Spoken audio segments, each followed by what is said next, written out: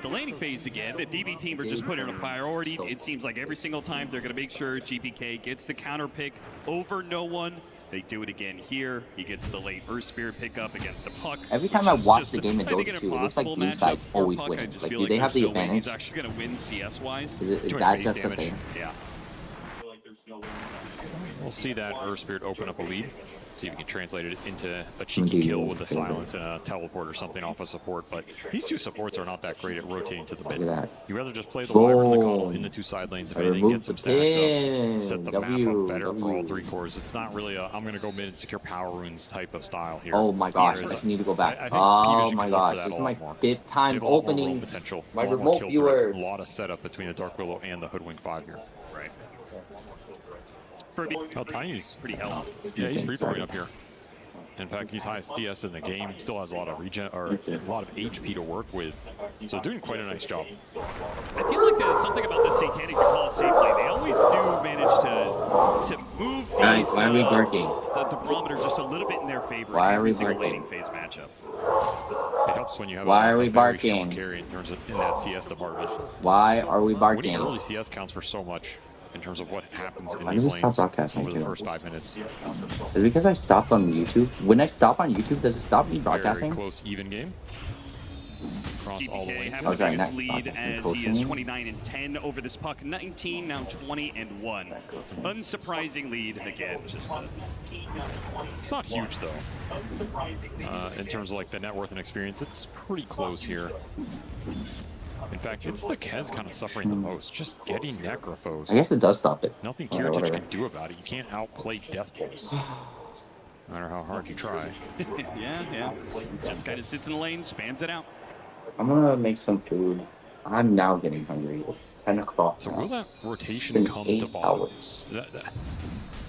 There's also an argument you want to go to the Beastmaster lane, because that is generally a hero that is very good at kicking carries out. You can fight with the boars. Like, both of these side lanes are very interesting points of attack for the Earth Spirit. Yeah, it's going to be chipping away at these heroes anyway, right? They're already going to be low, so it's an easier gank to make happen. While going into this Necrophos, especially the winning lane that he is in, well, that one's going to be a lot rougher. He's going to get the Sada stacks here. You do not want to start bleeding kills away on this lane. That regen with the glyph being popped, Kiritich is being shoved away from this CS, even underneath his own tower. This is a big wave with Catapult. You need to address this right now. You get 6 on GPK. He got it off the last creep mid. Can go and fog and TP here if he wants to try and bail this out. But Wyvern's going to be the first one to TP in. They run down to Collis. Kiritich does not walk into the brambles and manage to parry the Shadow Realm hit, so that actually stops a lot of damage. And GPK loses the 50-50 on the rune, and it's a haste. Big pickup for no one. He's just barreling bottom. Yeah, instantly making the move, and why not? There's not any vision down here. They don't know what the power rune is. They're going to be surprised by this, especially with the ward behind the tower giving so much information. No one, Kiritich's already half health. Coil, he parries and does what he can. Runs into a bramble, but either way, he was dead.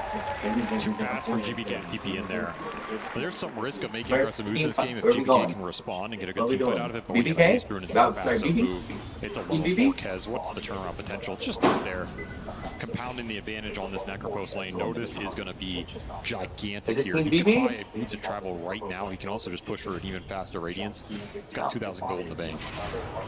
Yeah, this far ahead feels like Radiance. It's got to be a pretty good call. GPK, he makes his rotation. Miron save. We're pushing these heroes out over time. It's just level 3 axe spam with this this Coddle behind him. Looking for the Wisdom Shrine. Got Taomi, he gets scanned, but nobody's here. No, that is a huge problem.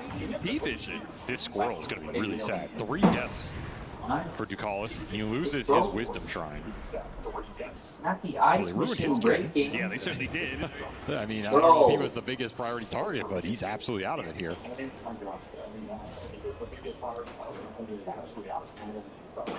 Man, you're almost level 6 on Notice. At that point, it feels like you're just going to have to leave lane. Yeah, no way you sit here against the Reaper threat. Which is then up to Kataomi to try and hold this. Nice D-ward from 9 class. Nice little Dark Willow attack speed there. There's going to be a similar threat. Likely Satanic will have to leave his lane at some point with level 6 being acquired by Miro plus his Halberdom. A lot of pressure points on the map right now. You have the Reaper scythe coming up, you have Coil, you have Magnetize plus a Roar going into mid lane. They brought Miro to this 8-minute power rune, and they lose the 50-50 again. And it's another great power rune. Like another place that's another than your house. Was able to get a primal Roar kill for them. Instead, he's just going to back up to these Coddle stacks. A lot of stacks here. Is going to boost them quite heavily. GPK. There's the TP to the side lane. Yeah. Doesn't have the power rune. Try and shore this up. Notice having his level 6. Jumps in, hits the sounds onto the Necrophos off of pulling Kiritich, but he still managed to get off some of his heals. Just too much damage though. They brought many heroes, 4 heroes to this bottom lane to make sure that Necrophos does get shut down. Meanwhile, Miro is left alone on top of his stacks right now. That was a juicy acorn. Ducalis can interrupt some of this. He already managed to kill the Helm of Dom creep and some of the boars, maybe take some of the last hits here as well. Ducalis is going to get level 6 off this. He's super rich. He's still so much experience, my God. You got most of the mid tower too with the amp damage on the puck.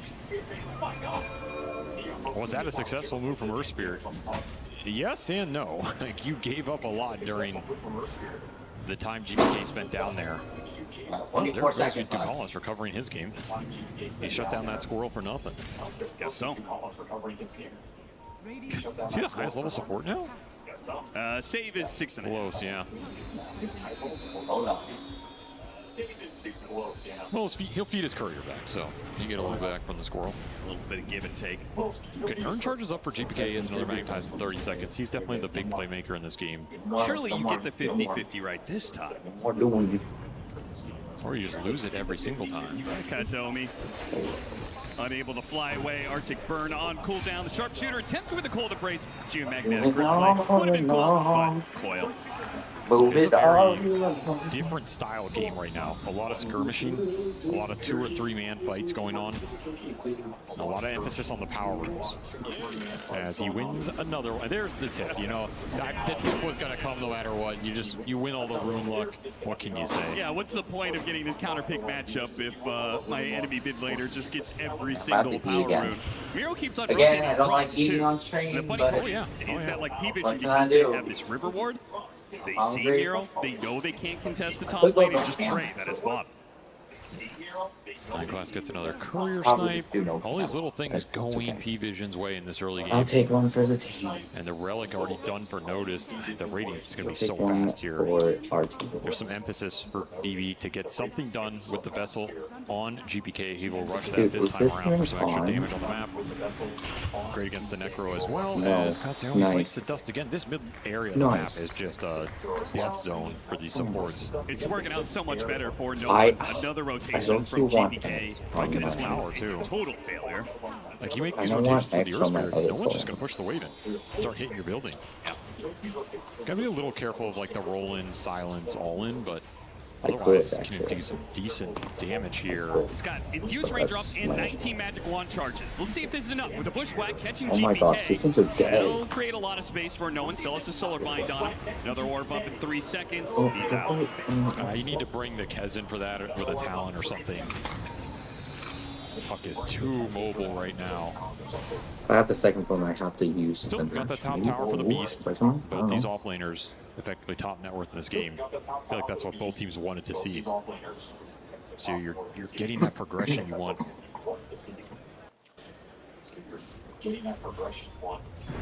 Radiant's about to be finished up for Noticed. There it is, flying out. Just being chilling. They haven't like actually kicked the Kez out or taken this tower, but I mean, the fact that you're just able to hang out and get a Radiance on Necrophos at 12 minutes. I should just get on TikTok. Pretty ridiculous. That's going to put BB team on a timer a bit. Can't just let this Necrophos exist on the map for too long. Fully expect this ultimate orb for Miro to signal a big push into mid with the Helmet Overlord being completed. There it is. Go grab an Ancient Creep, smoke him, swing around the mid tower. If you can start on the puck, amazing. If you can find somebody else behind that tower, you'll feel just as great. He's got his choice between the Prowler and the Granite Golem. He opts for the Golem. Oh, I thought he would have taken the Prowler here. Yeah, me too. Kind of interesting. Guess a little extra HP though is pretty nice against a very spell damage heavy lineup. You're negating a lot of early nukes here. And that is something to consider. Like, do you buy a pipe in this game? It's such a good pipe game. Right, you just try and like weather through these spells, stay above that 50% marker against the Reaper's Sight. Great Glimmer Cape game, great Raps game. There's going to be some itemization here for BB that's going to feel real good against a lineup that is very magic dependent for a long time in this game. They're not even going to smoke them. They're going to run at the tower straight up. What are you going to do? You could do. You throw an orb out, okay. Boars get a little bit low, but tower falls all the same. Going after Notice here, Winter's Curse, trying to set up and terrorize in from the side. Very nice. Nice 3 for sight. Well, it doesn't quite get killed, but they still manage to get him off the sharpshooter. So they don't get the stack, but nobody really cares about that. All you care about is that Notice lives and Kiritic dies. The winner's curse didn't get any other units in it, so you lose a little setup time that GPK needed to get in there.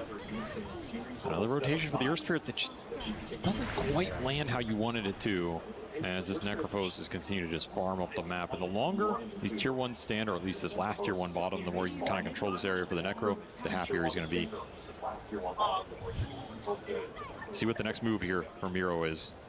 It's not super obvious on the map right now. You might just want to take some time to farm. You're going to get a 14-minute Wisdom Shrine. That's pretty much guaranteed. But the next objective here for the Beast is like the 20-minute Tormentor, unless you really want to take this last tier 1 bottom, and I don't think that's the highest priority for him. So we might just see him try and play that classic like Occupy, Dire, Upper Jungle with the Beast summons. Get some information for your team, get some extra camps, take away some farm from the Tiny if you can without dying. Abuse the fact that there's not a lot of heroes that want to run into your zoo right now. Pretty bad lineup against the zoo early. Feels like this series is just indexing more and more towards these late game 45 to 60 minute style kind of games. Despite the early rush that we saw from P-Vision, where, you know, we talked about the setup here. There's so many of their games were like 35 minutes on average, it felt like. They were just able to close out game time after time. That was not off lane domination, though. That's an important distinction. Like, there was not some gaming gladiators, we beat you and rush high ground because we're just going to zoo you and aura you. They do it off of map control and the map gameplay and the pickoffs leading to objectives. So what do you think BB Team is doing to stop that? Like, yes, BB Team is winning lanes, but as you said, P-Vision didn't require laning phase wins to be able to pull off those fast victories. I think some of the Ghost Shovel help. Beastmaster, Coddle, Wyvern, all heroes that can push some waves without dying, potentially. Depends how fat this Tiny gets. And I think the Tiny is the big threat on the map for P-Vision this game.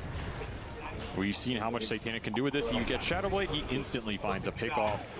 And this hero is going to be the real threat around the map. Like, the Necrophos is the scary extra scale here in the tank against your triple melee core lineup going late. But the Tiny is going to be the hero that instills fear in you wherever you are. Heroes surrounded by heroes. He has to pick his targets here. Roar Satanic, but there's just too much catch. He dodges Terrorize, Roar Satanic, but it's all too much. Too many heroes. They brought the full squad up here to hunt down the Beastmaster. And that's bad news for BB. I can't remember the last time that Satanic had a bad Tiny game. I feel like every single time he gets these, he's just running around the map with Shadow Blade getting pickoffs, and I've never seen him be in that position where, like, oh, Satanic has walked into another sentry and died, you know? He's very good at finding those little openings and knowing where people are farming, where the isolated target is. That's why this hero's so scary. When he starts snowballing a game, you just have to get out of his way. We're going to see BB try and reclaim this area. That's another reason losing the Beast up here is so bad. You lose so much of the map control you're trying to maintain to give you that advantage. You got to retake it with something. You're going to find a squirrel, but you're not finding that Tiny. This is a good intercept from Ducalis. This is not the area of the map that these heroes want to go to when the Beast is going to come back here and retake it anyway. He is on a 7-game win streak on Tiny, including a win yesterday against Team Yandex. Last time he lost a game was 2 months ago at a Dream League against 1W. And then before that was like back to 2025. He has an 82% win rate on this hero. That's quite high. Yeah, that's something. He's super, super scary on it. I also think he knows how to itemize for the late game a little better than some other carries. Like, it never seems like he's falling off on this hero, which is, I think, the sign of a great Tiny player. Got to get to those late game talents, make sure you're getting the spells off in the team fight, make sure you buy the right 6 slots, because his hero can almost always get 6 slotted. Farms so fast. And once more, BB just unsure of what to do with the Beastmaster strength right now. Like, are you supposed to do it super early Roshan here to get an Aegis on an Earth Spirit or Kez? I mean, is there any reason not to? It's just slow. He's going to play the borders of the map. It's not fast enough to make it worth it right now. Okay. I think you have to occupy some side of this Dire map. Like, you can't have 5 heroes on your side with this Tiny and Necro running around right now. It's not going to end well for you. Well, at least it means GPK can do power runes. Nobody's contesting those anymore. That's true. And a nice little regen.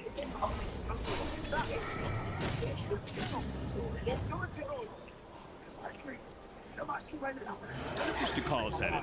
Oh, he's going to get a nice lane ward.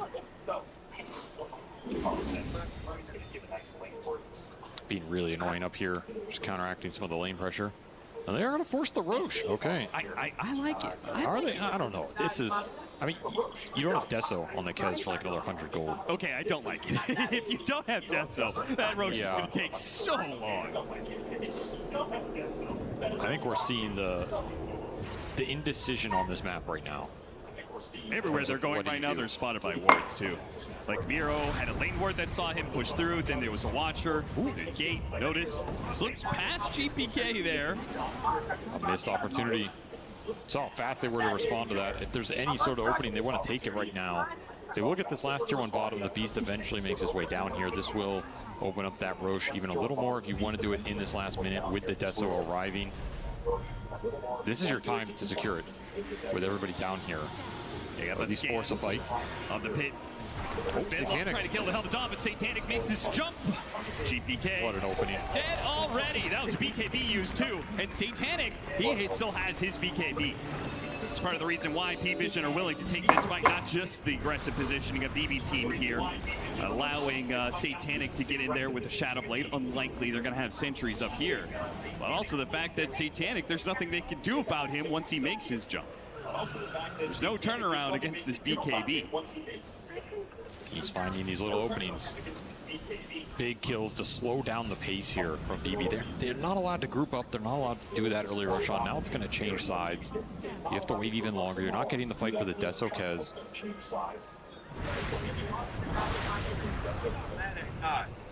Heritage is out here using Raptor Dance on Ancient Stacks. That's how the game's kind of going right now. We are going to chill and farm for the foreseeable future. At least that's P-Vision's game plan. BB team are struggling to get the action going. They would love to, but I don't blame you. It doesn't seem possible. Again, I think this is the type of game where puck can shine. Slow, methodical game. You build into that late game. That's where the hero's still scary. You're not looking to rush things here. A lot more onus on BB to find action with this Kez pick. You can kind of play right up in their face a lot of times. Spotted on the blast. Jumps deep. Oh, whoa, whoa, whoa. That could have been a close call if the Axes had just gone a little bit farther north. No, he leads him to the Tormentor. And an objective that I think no one was trying to play around and see if he could disrupt that. It's something that DB team, it's like that off-lane tier 1 tower. It's an objective that is much easier to take than these tier 2s or the Roshan. Katomi will get the shard. Not an amazing one, but not bad on the Kez if he gets out of the cocoon. I think you pretty much have to decide how you're going to scale your tri-core here. If you're BB, you're not running this game over. This is not going to be some 30-minute high ground with the Beastmaster. You have to make sure all of your core scale in this game, because that was the biggest problem in that game too. You had the Drow, but no one else really got there. So the 5 or 6 slots in the late game was a big threat. Okay, so let's talk about that itemization. Thinking about Ags on the Beastmaster to kind of help him turn into that. Drums of Salam, definitely not as strong as he used to be, but I at least like the idea here of, you know, I'm going to be more of a threat in the fight, the old school carry Beastmaster build. What about Nullifier on Kez? How early are you going to get this item? Like, how important is your focus on Necrophos versus everybody else in this game? I'm trying to pick off here. A nice grab for GPK. I don't know if you punishing 9 class on the haste read. I don't think you want Kiritich having to spend an item slot on the Nullifier when you have a Beastmaster that can buy it. You definitely want one in this game. Such a big item against the Necrophos. Smoke up from BB team. Just 1 kill on a support. They're going to try and snowball this into more. They get a core kill, and maybe that could open up that Roshan that they attempted earlier. But the question is, can they find Satanic? They has remained rather elusive. Oh, he's going to show on this creep top. They instantly U-turn. And a Shadow Blade. He hits the creep and then he just runs away. Is he going to come back to it? Oh my God, he's going to come back to it. It's an opportunity. They go jump the squirrel. Ran through the river instead of the Tiny. So just another support pickoff. BB team just... You got to do Roche off that. You can't war Ducalis here and not get some objective for it. I mean, that's dangerous though, because you are setting up for the potential coil terrorize play. now that 9 class is back up. They're not even Roche. I mean, they're just trying to get the BKB on the Kez. I think P-Vision assumed they were going to do it. Their save pops of dust as Satanic was pushing through the mid lane. Game of cat and mouse right now. Certainly. There's the BKB for the Kez. A lot stronger on his own in the fight right now. You have triple BKB timing with 2 sustaining supports. If this is not a signal to force this objective, I don't know what it will be in this game. And it seems like P-Vision have no interest in contesting again. Tried it the first time, didn't really work out. Make a move to the bottom side of the map where they almost got GPK, but he teleports away. The Vision is just doing some work for both sides, no doubt. Roshan is going to fall, goes to Kiritich. So, what are you going to do with this Aegis over the course of the next 5 minutes? How many of these tier 2s can you take down? How much map control can you claim? Because it is still a net worth lead for P-Vision and a Necrophos that is getting larger and larger. He's level 18. He's only been a part of 3 kills, but he's been speed farming through the map so quickly. Very high level. At this point, I'm almost worried more about what the puck is going to pick up here. Got to find some pickoffs. They went for the cuddle. Nice little tumbler toy. 9 class. He has to terrorize GPK, pops his BKB. They still got the pickoff from Satanic. So it's support for support. Well, 1 for 2, I guess. Tiny's just so hard to catch. Miro catching Ducalis at the same time as that play, which he's halfway to his axe. And Satanic still sticking around. Sneaking in here. They didn't have the sentries before. They saw him on that. Got the coddle, but now it's going to be spotted. GPK, knowing he doesn't have BKB, tries to threaten him, but no one's not here in time as the puck. The fact you can play this aggressive with no punish, though. It's so much space. What about the punish top lane? No roar available. Yeah. He only has Link. You can always TP out here. Not much of a threat either. Yeah, this, even if you could get the solar bind on him, he's got Lotus. Yeah. You're right. P-Vision are just able to play very, very far up with all 3 of their cores. Just not a lineup that is going to excel at trying to catch some of these random heroes around the map. Like it wants to force the 5-on-5 team fights, abuse the AoE sustain and control from the supports, put some pressure on P-Vision to respond. But right now, it's just not happening. P-Vision are too good at playing the map. Hey, that was a problem that we saw in Game 2 as well. Yes. Recurring trend in this series. Yeah. BB team lose out in this kind of style, then it's really back to the drawing board and going, okay, we have to do everything we can to stop P-Vision's. Yeah, at what point are you just like, all right, let's pick Kiritich Arc Warden or something? Like, I don't know, something crazy comes out because you're just not getting to fight. The fights are not available. Arrow hiding in the trees, pops out, goes for Ducalis. And because of his BKB, he will go through uninterrupted by Satanic's Avalanche. You can see the decisiveness whenever, like the second a hero they can kill shows on the map, they're just instantly jumping. Because they know you're not going to get a lot of openings in this game. So you have to take the ones that are available. You can't question whether it's a bait or something like that. You just have to go. That is a very tanky boy. He will find another jump. Satanic. Now, they did get the Dispel off the Winter's Curse on that Shield Rune, so Satanic is not quite as tanky as he once was, but still has a BKB to work with. Roll in from GPK. Popped his BKB, didn't get the roll, and the Reaper's side to finish off the Winter Wyvern. GPK not going to be able to get the roll out, though. Notice got in front of him. That's trouble. Toss doesn't actually hit the Earth Spirit, but they get the kill either way. GPK, it feels like that was a bit of frustration. They're trying so hard to get these fights, and he said, screw it, I'm just going. An opportunity to take a fight finally. When you lose supports at the start, though, it's not going to be successful. You need their spells in the middle of this team fight. For the chase down, for the lockdown, or some of the turnaround threat. Satanic has consistently been assassinating these heroes at the start. You're just left in a really tough situation. You get no value out of your supports in this engagement. They accomplish effectively nothing. The Tiny doesn't even have to use BKB off of the early engagement, so when he comes back in here, he still has BKB to use if there's any sort of turnaround threat. Zero 0 threat. Just destroying this game right now. Building a very solid lead while he does it. And no use of the Aegis whatsoever. Like, BB team have not managed to get a situation where Kiritich can just run after some heroes, threaten them, force P-Vision to try and turn around and take away that Aegis. It's going to expire in 45 seconds. Now, this has allowed him to get to an Aghanim Scepter. He is still scaling up. For sure. Do you feel like this hero outscales Tiny? Let's just take that 1-to-1. That's a... Honestly, I feel like anytime you ask if Kez outscales a hero, it's a weird question. It's probably... Because I think, yeah, Kez can beat anybody in the lane. Like, this hero is almost the highest DPS hero we've ever seen in Dota. If he has Ravens failed, but he walks back into another Bramble here. 20 seconds on the Aegis, though. He's not worried about this. If anything, 9 class should be worried about him dying. Get anything off of this information? The answer is, once again, no. Very disciplined for P-Vision. They give up no openings. Aeon Disc already done for no one. They gave him the gem. Now you have this unkillable puck running around the map causing you problems. A loss of 3,500 net worth and no buildings claimed for this Aegis. That is how you control a game of Dota right there. Think about how much, like, decision-making wise, like BB team were really trying to get this Roshan to happen, and then they do, and it just doesn't even do anything for them. That's gotta sting.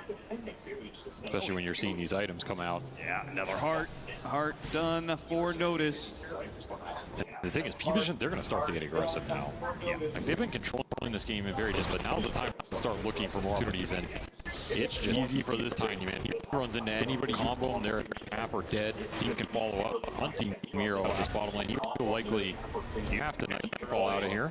Is he going to be BKB? Reaper's not tempted. It was a nice idea from Notice. Any sort of stun, the follow-up could be there to chain it. He doesn't need a Reaper side kill. What they need is just any kind of kill. Satanic hunting GPK on the rune. He doesn't want to give him any power runes in this game. Oh, BKB, but he can't run away. Gets clobbered to death by Satanic. Again, Satanic, this is what we're talking about, is Tiny. It feels like this man is just everywhere, and he's never being scouted in the process. And he knows where the enemies are going to be. That's the biggest thing. You have to be preemptive with the setup. You have to read the map properly and say, you know what, this guy's going to be right on this spot. I'm going to run there. I'm not going to waste any time. I'm going to find a target. His read of the map is immaculate. You're just not getting the same pickoff threat. Oh, even a bushwhack into the Bramble there. Look who's lurking. Hero's collapsing right now. He felt like he had to use Raptor Dance for fear of the follow-up there for the Tiny. And pops BKB right as Satanic waited for the Blink Avalanche. Does jump away with a grappling claw. TP out from Kataomi. And notice, doesn't have the Reaper sight still. Shepherded into your tier 3 at 30 minutes. This is P-Vision hitting a timing. That 30, 35-minute mark, they really know how to utilize. All these heroes seem to come together. All their items across the board are picked up in the same minute or two. Have this gigantic power spike, an AC, a Hearts for Notice. What does no one have? Pharasma, Eon Disc, a Blink Dagger. He doesn't really need to output too much of the damage here. That's going to be Satanic and Notice doing much of the heavy lifting. Do get to a nullifier here on the Beastmaster. Maybe this is some sort of opening to go in the fight and punish the overconfidence of this Aeon Disc puck a little bit. Yep. Some surprise factor potentially, but it's going to kind of just require some crazy smoke to land. There's no way you're getting openings in this game, and you have to time that with the next Roshan here. Cannot afford to waste too many more moves here if you are BB. GPK looking at a Blink Dagger, which may be needed for an upcoming high ground defense, though the trend of this game. P-Vision almost caught GPK. Satanic may still have a chance here with his smoke expiring. Spotting GPK. Hit it with the avalanche before GPK got off the BKB. Got the roll out though. Satanic still going to try and finish him off, through the tree at him, and that's enough. Meanwhile, they went for Notice with the nullifier. He's not dying. Kill him, though. It's happening. He turns around. Okay, they get him with the Raptor Dance, but now they're stuck in this coil. They've already used the roar, so it's pretty rough. They just got to get whatever heroes they can out of here. It's Miro who's going to be stuck here. Puts nullifier on Satanic. Satanic, it's taking a little while to kill Miro, but they finally get it, and he hit Miro, stuns it back with the Centaur. But P-Vision, 3 down, no opportunity for Kataomi to get a good winner's curse in. They are very disciplined, not clumping for that kill. Just letting the Tiny do it on his own. He is already level 25 off of that fight. Toss charges online. this game has been Satanic's from around that 12, 13 minute mark. Just decimating the map, 9-0. Every kill's going to him. Big Bad in charge. And honestly, kind of impressive that they lasted in this fight. Like, you're able to take this Necro down despite being super tanky, getting fed a Lotus here. Reaper accomplishes nothing. You waste a lot of time in your BKBs to do that. The Embrace is pretty nice. This Beastmaster with the Ags, he can sustain himself a little bit in the fight. Nice spread from P-Vision, though. The only way out for Hero is a good winner's curse. Just no turnaround with the Earth Spirit dead from the bottom play. Again, every fight in this game has been Satanic kill somebody, and then you have to take it. Yep. And if Satanic doesn't kill somebody, they don't give you the fight. I mean, even that like one smoke play where they smoke down to the bottom lane, right? Like they kill a support, they even kill 2 supports, but it still starts with Satanic killing Sate. Starts with Satanic, it ends with Satanic. He is the Alpha and the Omega, and he is level 25 with the toss charges. So, chain stun capabilities just went up a little. Deadly for the Kez here. That's the real target. I think that and the Earth Spirit. His solo kill potential continues to increase. His control in the fight with that Reaper behind it is deadly. No way to save from that Reaper right now if you get tiny comboed into it. GPK thought better of the Blink Dagger, picked up a plate mail to work towards Shiva. Certainly needs that physical damage after the clubbing that Tiny put on him earlier. This smoke has to land. You don't have any more smokes, and this is the only way you're going to find some opening in this game. It's looking like it's just going to land. Just running into you. Class Dark. Whoa, they don't even hit him. He managed to get the blink out there. You shatter. It's a disaster. Oh my God, he hit the terrorize on GPK. And Satanic. He's waiting. He's going to combo with that Avalanche toss up. They do have the cold embrace, though. This may give GPK a chance to get off that BKB. The Reaper Scythe goes in. He almost dies. BKB activates. He rolls away. But the rest of the team are now swarming through. It's going to be up to Karatage to try and carry through this one. He can't even kill the supports very easily. Trying for that Raptor Dance. Blocks the BKB. Raptor Dance now. Nullifier on the next post. All in for this kill. They do manage to get him. Can they get out, though? No more BKB on Karatage. Not an easy way out with the Harpoon pulling him back into Satanic with the toss up in the air. Once again, they get noticed, but it costs them far too much. Takes too long to burst this one target down. You don't have enough time on your BKBs to take the rest of the fight, and nobody is touching this living mountain right now. 5,000 HP. Like, what are you supposed to do against this guy? He's just routing the entire backline, routing all the supports. The fight is mega disjointed. There's no opportunity to land a good curse in this engagement because he's so strong on his own. Nobody has to go in with him. It's a massive problem for the Wyvern. You get a Wisdom Shot. Pretty nice here from GPK to recognize you can get a little something here. But the buildings are going to fall. Okay, Katomi tries to step forward. Satanic's like, okay. I'm gonna just blink instant kill you. BB team looking real worse for wear here in this game 3. Just getting worked across the lanes. Yeah, they seemingly like, I mean, you pointed out their struggles of wanting to be able to make action happen and not being able to find it. Felt like they couldn't solve that issue, and now it feels like even the individual plays are beginning to slip up for them. I think part of it is the Earth Spirit's just, this hero is the odd man out. He does not thrive in this situation. He's not a pickoff threat. Here he comes. Not getting the fight. One shot, support after support. The man is a goddamn menace. You're never gonna get that 5-on-5 where GPK can shine. This is a pickoff oriented game. This is a vision oriented game. It's where you wish you had that Lina that has been banned in the series, or something else that can be a threat on the map or continue to scale. Or at least give you something to fight back with here. As Satanic doesn't want to do Roche. He wants to keep killing heroes. He's got an AM damage. He's hit for 1,000. It's a very balanced number. Back to the same hunting grounds before. Almost was there in time to catch Katomi. Axis, Miro. Nobody heals himself. Game anymore. No. Who frontlines against that? Nothing.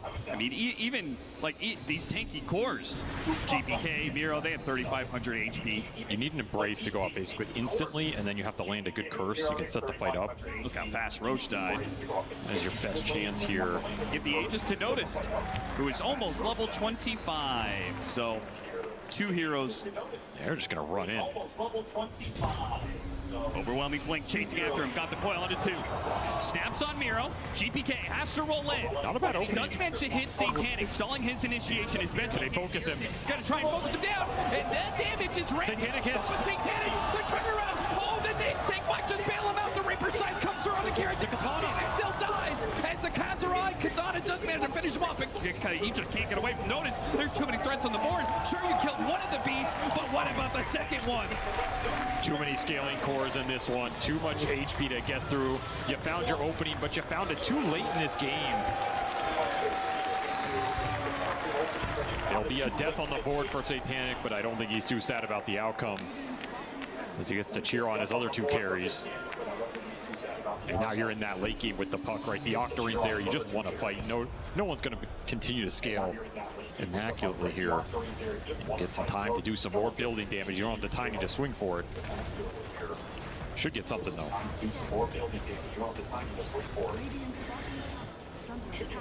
I mean, that was...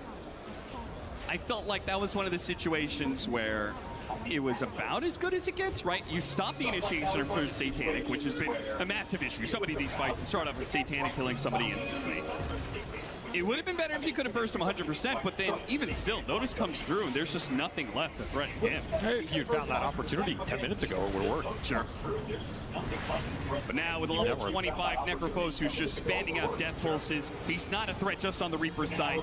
No one's also a threat seemingly as the sharpshooter lands, has to use the Winter's Curse just to try and slow down the damage to let Save get back to the fountain that is just feet away. He does live. He does live. It is a second lane of barracks down without the Tiny to bulldoze these buildings. They will get a lane anyway. Full map control, full vision control.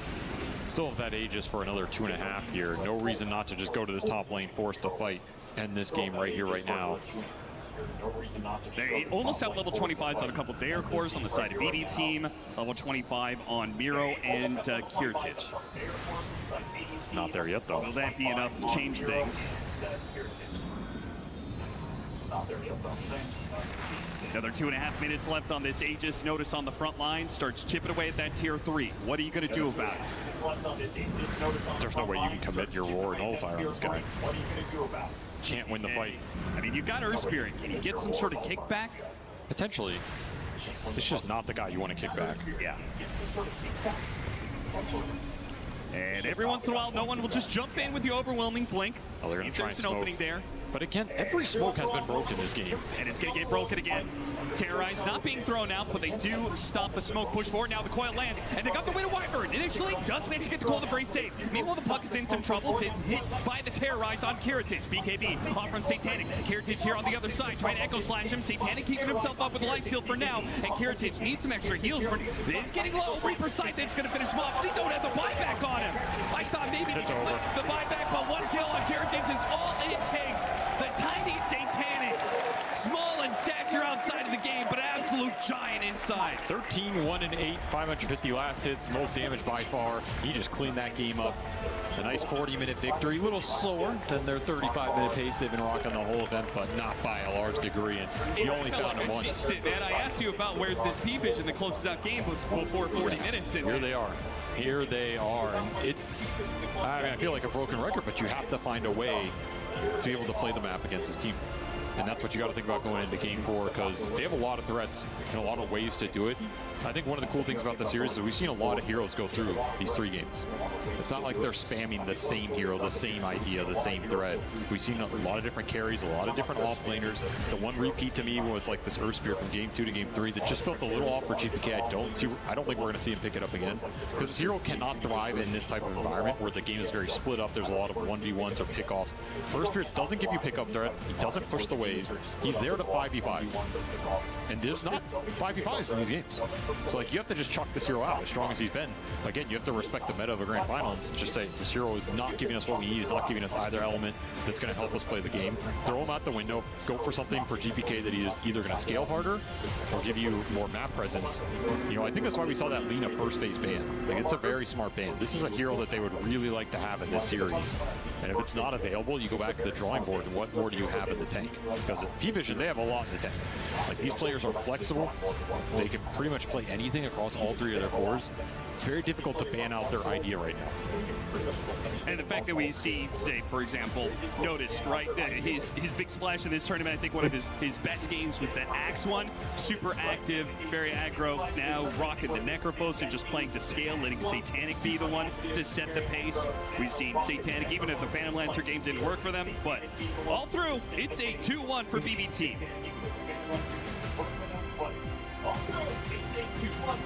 A 2-1, and they are at match point for P-Vision. One more game between them and taking the title here in Paris. And I feel like we've seen a little bit of a trend because, of course, that first game went the way of BBT. And we've seen P-Vision adapt to that. We're very close, game number 2. And the adaptation from that came, and now it is P-Vision solidly in the driver's seat the whole game through, Seb. I don't believe they've done that before this series. This is one of the first time we've seen BB Team indeed like struggle a little bit in the early game. Like, they weren't as dominant as they used to be in the laning phase, especially. I think the mid lane it went in GPK's favor, but besides that, it was mainly advantaging P-Vision, I would say. You know, both the safe lane, I was really surprised at how well they executed the safe lane, actually. This Beast Cuddle, it came online, but not with the strength we've seen from that lane. You know, I feel like they weren't able to really develop their game and set the tempo, really. That offlane as well just did too much, and at some point in the game, it felt like they were farming on 3 lanes, or they were able to take all of their jungle on P-Vision, and they were able to farm on lane, and BB Team couldn't really make any moves. And when they did try to make a move, it was typically on a support. There were a few moments where they could have connected to the Tiny potentially, and Ducalis would tank it. There were moments where the Necro almost died, then 9class came to bust them out with a really great terrorize, and those moments added up and cascaded into a huge net worth lead. Like, this is one of the first time where I was watching the game and I'm like, I think BB Team looks a bit confused to what to do. It felt like they were trying to push their advantage, but they didn't really manage to. I mean, it was a mix of maybe them not feeling as comfortable because the start was a little bit shaky, but also on the other side, P-Vision, they had their number. Like, they were always ready for the move. They were always, you know, in the right place at the right time. It was honestly impressive, and I don't know how shaken BB Team is going to feel right now, but as you said, they must have felt the change of, you know, pace or dynamic of the whole series, and all of a sudden they're back against the wall. You know, this is like the least convincing game they've played so far, so the pressure is really on them now. Do you think it was a large portion to do with the draft, or was this actually just straight up outplay? I don't think so. I don't think it's a draft. I think it came down to play, and then it's like, where, you know, which percentage you give P-Vision being like one step ahead, or maybe even, I dare to say, like BB Team being a little bit hesitant because of what happened in the laning phase. Because, you know, we talked about, I heard the casters, they were mentioning rightly so Satanics, like he had not the best showing in game 1 in a sense, like it was a tough PL game, the way it ended probably didn't go the way he wanted, and you saw him bounce back. Like, this was like an exceptional Tiny performance, like seeing save dying over and over again on them. He's not just killing supports, he's killing save, you know, like this guy, we praised him, he played an entire series without dying once on support. Like, that's how good his awareness is. Satanic is able to outplay that, so it's gonna be up to BB Team to sort of show the same kind of character. Yeah, and talking about supports, we're going to focus our attention a little bit on a support. I believe it's Ducalis, right? Yeah, what I wanted to highlight in this game was that there were moves that were attempted to be made by BB Team, but a lot of it was soaked up by Ducalis on his Hoodwing. And if we see here in this clip, they make a smoke trying to find Satanic's Tiny. They've identified that that is an issue. We see it at the top of the net worth board, and their Coddle plus Beastmasters couldn't shut him down. But Ducalis tanks this smoke here, and they have to disengage after this, and then, you know, Satanic just gets to play for free, which is an ideal scenario for any carry. In this next clip, we're going to see something very similar. Again, this smoke was intended for the Tiny. That was their map read, and it very well may have worked, but look who shows up. I mean, Tiny was so close to getting caught here, but here comes Ducalis, again, on his Hoodwink, absorbing a lot of the attention. And while these kills are fine, they're not the ones that you want on BB Team, especially when you understand the threat of this Tiny and its scaling, as we saw in this game. In this other clip here, it's not a smoke that's being tanked, ranked, but another Primal Roar being cast on guess who? Yep, it's Ducalis' Hoodwink.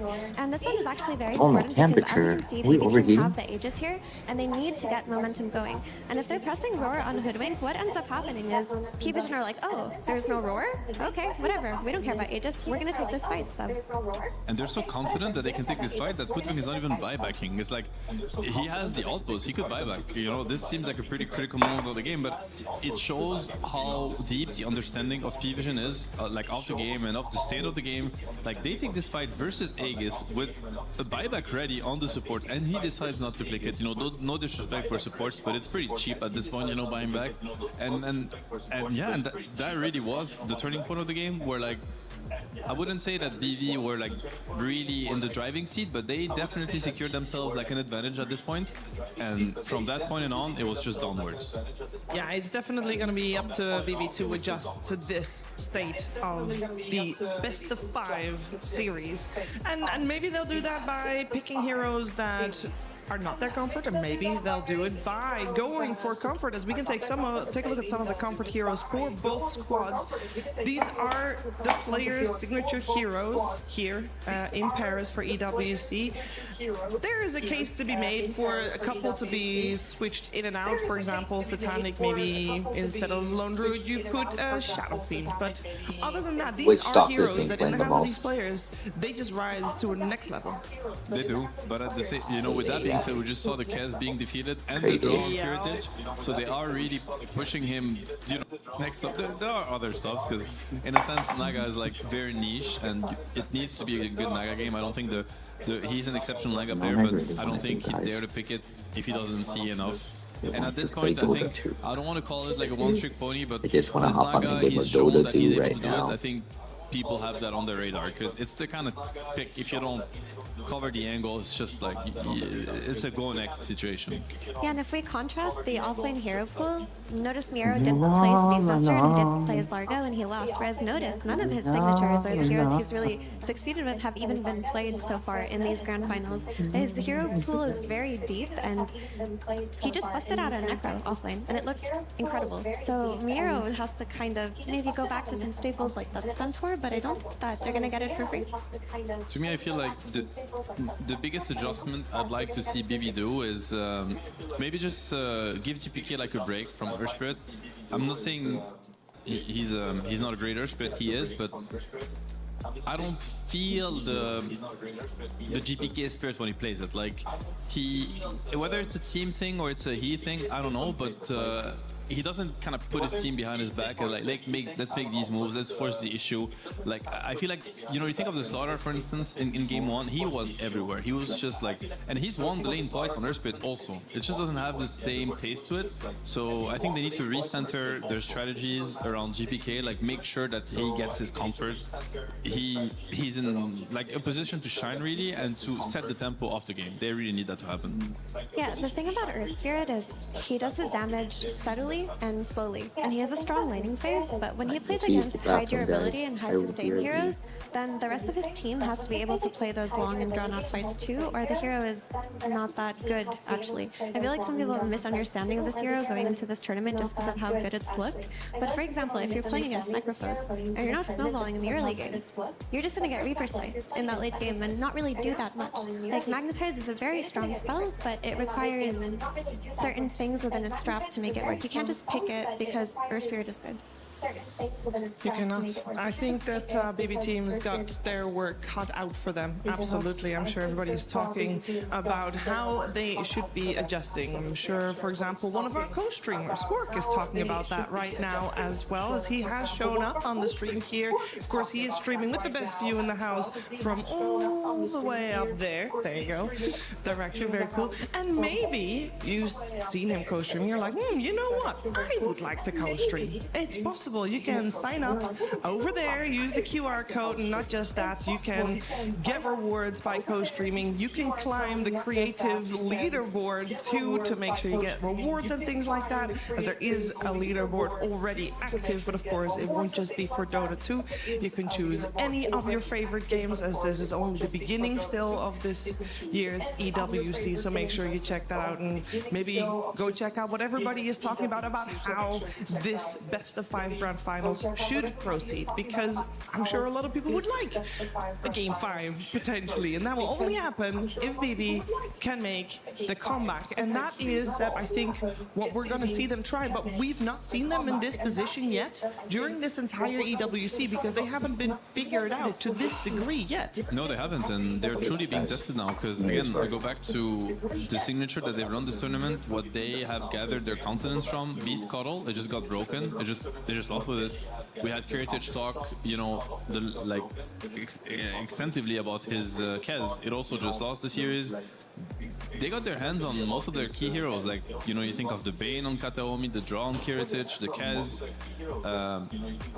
Yeah, it's been broken, so it's like now is the time to really like push yourself, reinvent yourselves, like figure, you know, I was talking before the series started about how these grand finals, like they will put you in these kind of situations where you have to find resources you didn't have to find in the past. Now is the time presented to BB. Yeah, and during what you were saying, I heard the word key and I heard the word broken, and my head went somewhere else, because of course we're having a grand finals right here, but there's been another grand finals that has already finished because they had a 3-0. We're going to check in with Chris at the STC stage with League of Legends. We're going to check in with Chris at the STC stage with League of Legends.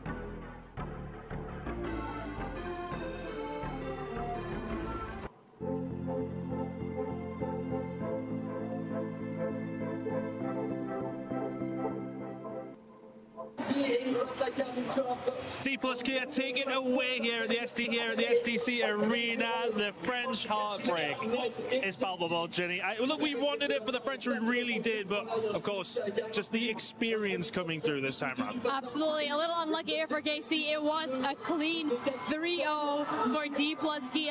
Their fans are going crazy, although not in the majority. But from the KC side of things, this organization and the players should be so proud of what they were able to achieve. Second place, good one as well to be for the club championship. Yep. They still got Rocket League coming, for which they are the defending titles. So nothing is lost yet. Not lost yet. And of course, that is going to be the STC Arena. We're going to have all these fans out again, once again for KC. So no good news for the French, unfortunately, here. 3-0 to the opposition. And that will be it for the STC Arena this week. Jenny, thank you very much. Guys, thanks. He thinks he can come in here and play my game.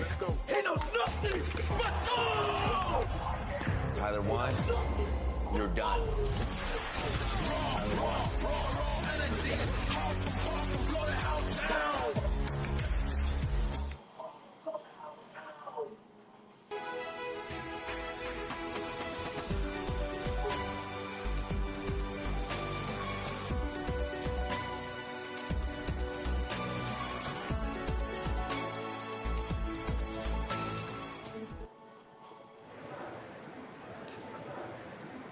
Oh man, I just can't believe it.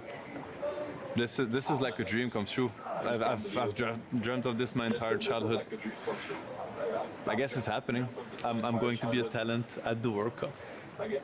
You know this is the Esports World Cup, right? What? You know this is the Esports World Cup, right? It is the Esports World Cup, and we got one more champion to be crowned here today on stage with BBMP Vision. And you know what's up? It's probably for the best that France didn't make an appearance in their grand final. Don't rate my acting, please. Just let's move on.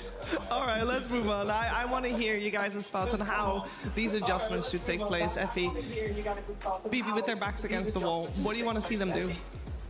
Honestly, I want them to play through GPK, and I want them to play through his scaling, because I remember watching a lot of TI games where he was the only player on the team that had a good game, would play as Invoker, and just absolutely carry that late game. And I think he is performing at the most stable capacity right now out of all of the BB players, and that's what they should do. He's been getting his Lina banned out, he's been getting his Slardar banned out, but I still think you can try to go for a GPK Invoker, a GPK Storm. Yeah, I would agree with that. And on top of it, if you think about Save, like he's also been quite vocal in interviews about how much synergy he feels he has, in particular with GPK, because these two go a really long way. I think they've been playing together for as long as I can remember, like as a duo. And obviously, you know, the 2 and the 4, they already have to work together. That's just what the game dictates. But these two in particular, they really enjoy playing together, they see the game the same way, they trust each other, they admire each other anyway. So when GPK is not feeling it, I'd say that it also disables save. And now there are like two players that aren't really missing out, but you know, you want to get more from these two, especially for BB. I think they play such a central role in especially the early to mid game, like how fast they get to play. So that adjustment, I think, could be, it could just, you know, restart. Yeah, that's a great point, because in that game one, that EV1, Save and GPK were pulling off so many smoke plays together, and they started really early, and it happened because they had two heroes that could play off of each other like that with the Coddle and with the Slardar. But honestly, it's time to scale. It's time to be the damage dealer and go into that late game. Like GPK as a player, it's hard to imagine him as the enabler of his team, that I'm going to stun for my team. That's never been his identity as a mid laner. Give him gold, give him XP, and he... That's right. He shall give results. That's right, bust out the Invoker. Yeah, great. I mean, you know, I guess we're on the right track, because the adjustment is made already. The GPK Invoker, absolute classic. You know, he's like, yeah, no one, you're good, but I'm not impressed. I can do the exact same, maybe even better. I will say though, they haven't been playing a lot of Invoker on BB Team this tournament, and a lot of Invoker looking really good has been the draft enabling it, but BB do have some heroes in their pocket that function very well with Invoker. One that comes to mind is Save's Shadow Shaman. Not a lot of players pick it, but you could have this to set up Sunstrikes in the side lane. If you can get away with the Centaur, go for that Centaur as well on BB. It's funny how much overlap there is between, you know, the heroes favor, I guess, from both teams, because now this could have been, you know, you could switch the logos around and it would be totally fine. So, you know, Invoker this time for BB and Coddle for P-Vision. 9 class, exceptionally good Coddle player.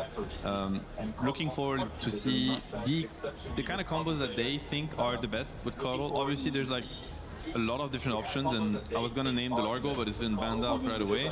Beast is out also. We're looking at mid combos. There's also Pango, which some teams seem to think is really good, and some seem to think it has no place in the meta. Coddle Pango, I think, will always be solid. In that sense, it's something that they could be looking at. Yeah, I would say that the Pango over the Ember I would prefer here, just because P-Vision have played a couple of Coddle Pangos and completely crushed, especially versus Invoker. Pango's a hero who stomps his hero on lane and then has a very easy means to kill it. Yeah, I think it's yeah, this is the game for it, honestly. Like it's also a noticed hero. He's very comfortable on it. It could be, so they could also keep them guessing with the flex pick. So we have to see what they decide. Anything else notable through the pool? Undying is out, Treant is out. Not really. I guess the draw is through, but it's lost the game, and I don't think P-Vision value draw on, you know, first phase. They kind of want to see more before they put their hands on the hero. So I think the big ones are Hoodwink and Centaur. Those ones have to be very desired by either team. Yeah, indeed. It was first pick last game, so something to not forget. Obviously, I think maybe you think of Centaur a little bit more when you're running it with Invoker. There's just so much synergy between these heroes. Like, they scale greatly into the late game. Stampede, also a great spell to help Invoker, you know, reposition himself in case he's jumped on, which obviously is already a hard task, but getting the jump on Invoker twice in the fight, quite unlikely. And the obvious synergy between, you know, Hoof Stomp and Sunstrike. What do we make of that Axe ban coming out from P-Vision? They thought quite hard about that one. I'm wondering if they're preparing their PL, because that is a hero they like to bust out whenever they can, and Axe has had a pretty decent success rate against PL at this tournament. I see two reasons for why they would ban the Axe. It's either because they're planning on picking Centaur themselves, and I think Axe Centaur are the two best combos, two best heroes you can pick on offlane right now in this patch with Invoker, or because there's a carry that they want to get through the, they want to get like later down the road, and Axe fares really well against it. Yeah, the two that come to mind for that are Kez, that we saw lose last game, but still not played by P-Vision, or the PL that failed in game one, so maybe they've lost the confidence in it. Yeah, and I feel like PL versus Axe is kind of goes both ways. Like the lane is very good for Axe, but there's a point where it stops working, in my opinion, where like Axe has this one jump and it's often not enough. Yeah, but the Kaz is definitely a hero they could be looking at. I mean, Satanic is exceptionally good on the hero, and it's not because they beat it that, you know, they don't they start undervaluing the hero, if anything. For sure. I would be surprised if BB don't get this Centaur here. Like some Centaur Mirana, Centaur Shaman. It would be very solid. And again, like we said, you know, like the reason why Invoker looked so dominant on first pick for P-Vision is because it was enabled by the amount of stuns that they had on side lanes. I'm just hoping that BB team will keep that in mind and make sure this Invoker is set up for success, because he's gonna have a tough lane, no matter what. A lot of thought going into their following pick, that is for sure. They get to pick 2 heroes in a row. I like the Rasta option also. I think it's pretty solid. Maybe not the best against Hoodwink in terms of trading. Okay, they do get their hands on the Centaur. Good news for them. Amazing pick. Just one of the best heroes of the patch, honestly. Like probably top 3 offlaner easily. And the Shadow Demon, that is like a save specialty. He loves this hero, super known for it too. I wonder what triggers the SD. I mean, great pairing with Centaur, so I think that alone can be, you know, like the reason. Also good with Invoker, great setup for Sunstrike. Maybe he's thinking about the shard a little bit versus Coddle. We'll have to see.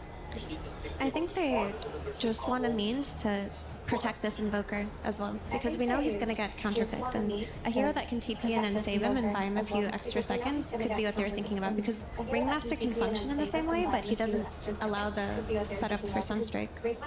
So it does work here, albeit being unusual, and the Pango does come out as the Coddle combo. Yeah, super solid. This Pango Coddle, I think, is very underrated and not abused as much as it should be, as far as I'm concerned. Another life stealer, I mean, I'm not gonna doubt it. Again, I learned my lesson. I think it looked very dominant in the earlier game, in the game 2.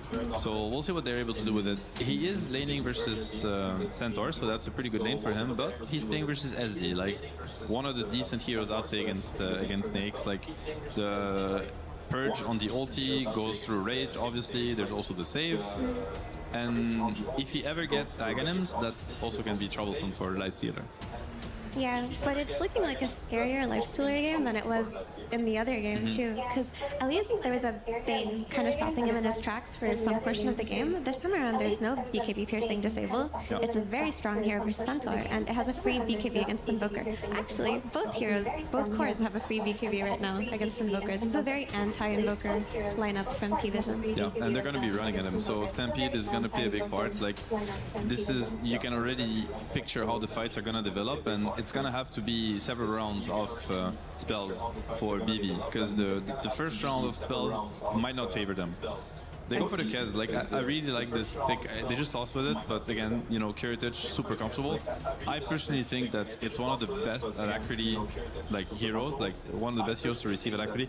Unlike game 1, I feel like he has a lot of help this time around. Like, he has Stampede, he has the save from SD, eventually the Shard, the buff from Invoker, so this Kez could just scale like crazy, unlike game 1.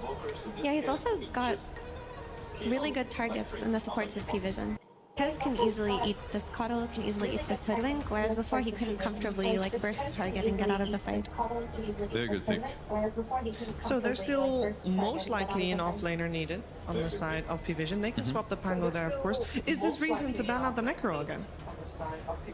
I'm not the biggest fan of it, personally. Like, I feel like Necro versus SD Invoker is very scary. These are two of the best heroes, honestly, in Dota against Necro. And I don't know if their lineup really requires a Necro. Like, the synergy is kind of off. If it shuts down the Kaz on the lane, sure, but that's the only purpose I could find. Wyvern being banned, very good hero against Pangolier in particular. Great setup also for the Invoker spells. It is teamfight control at the end of the day. What do you need out of your position 5 now if you're a BB?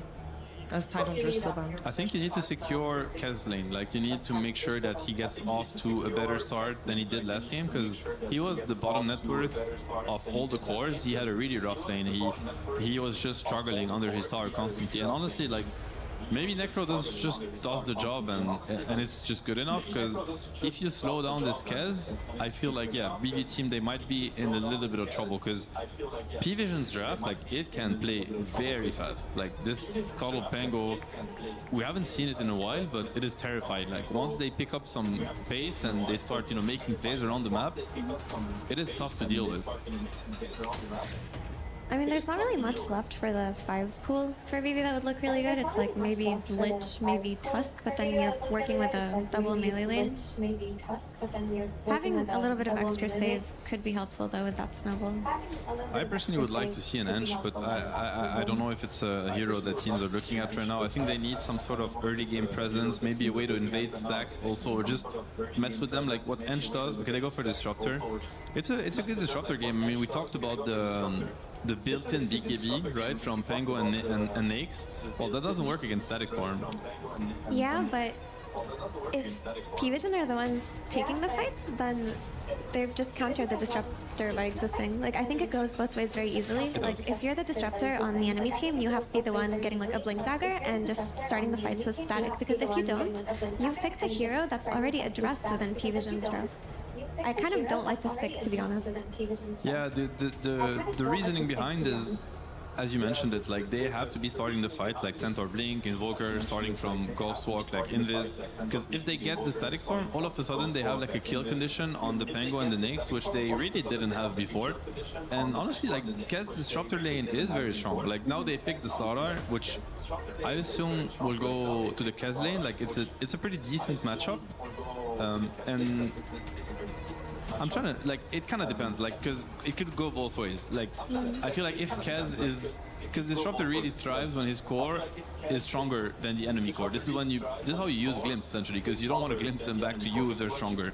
So I hope, for BB's sake, that Slardar is not a problem on that lane.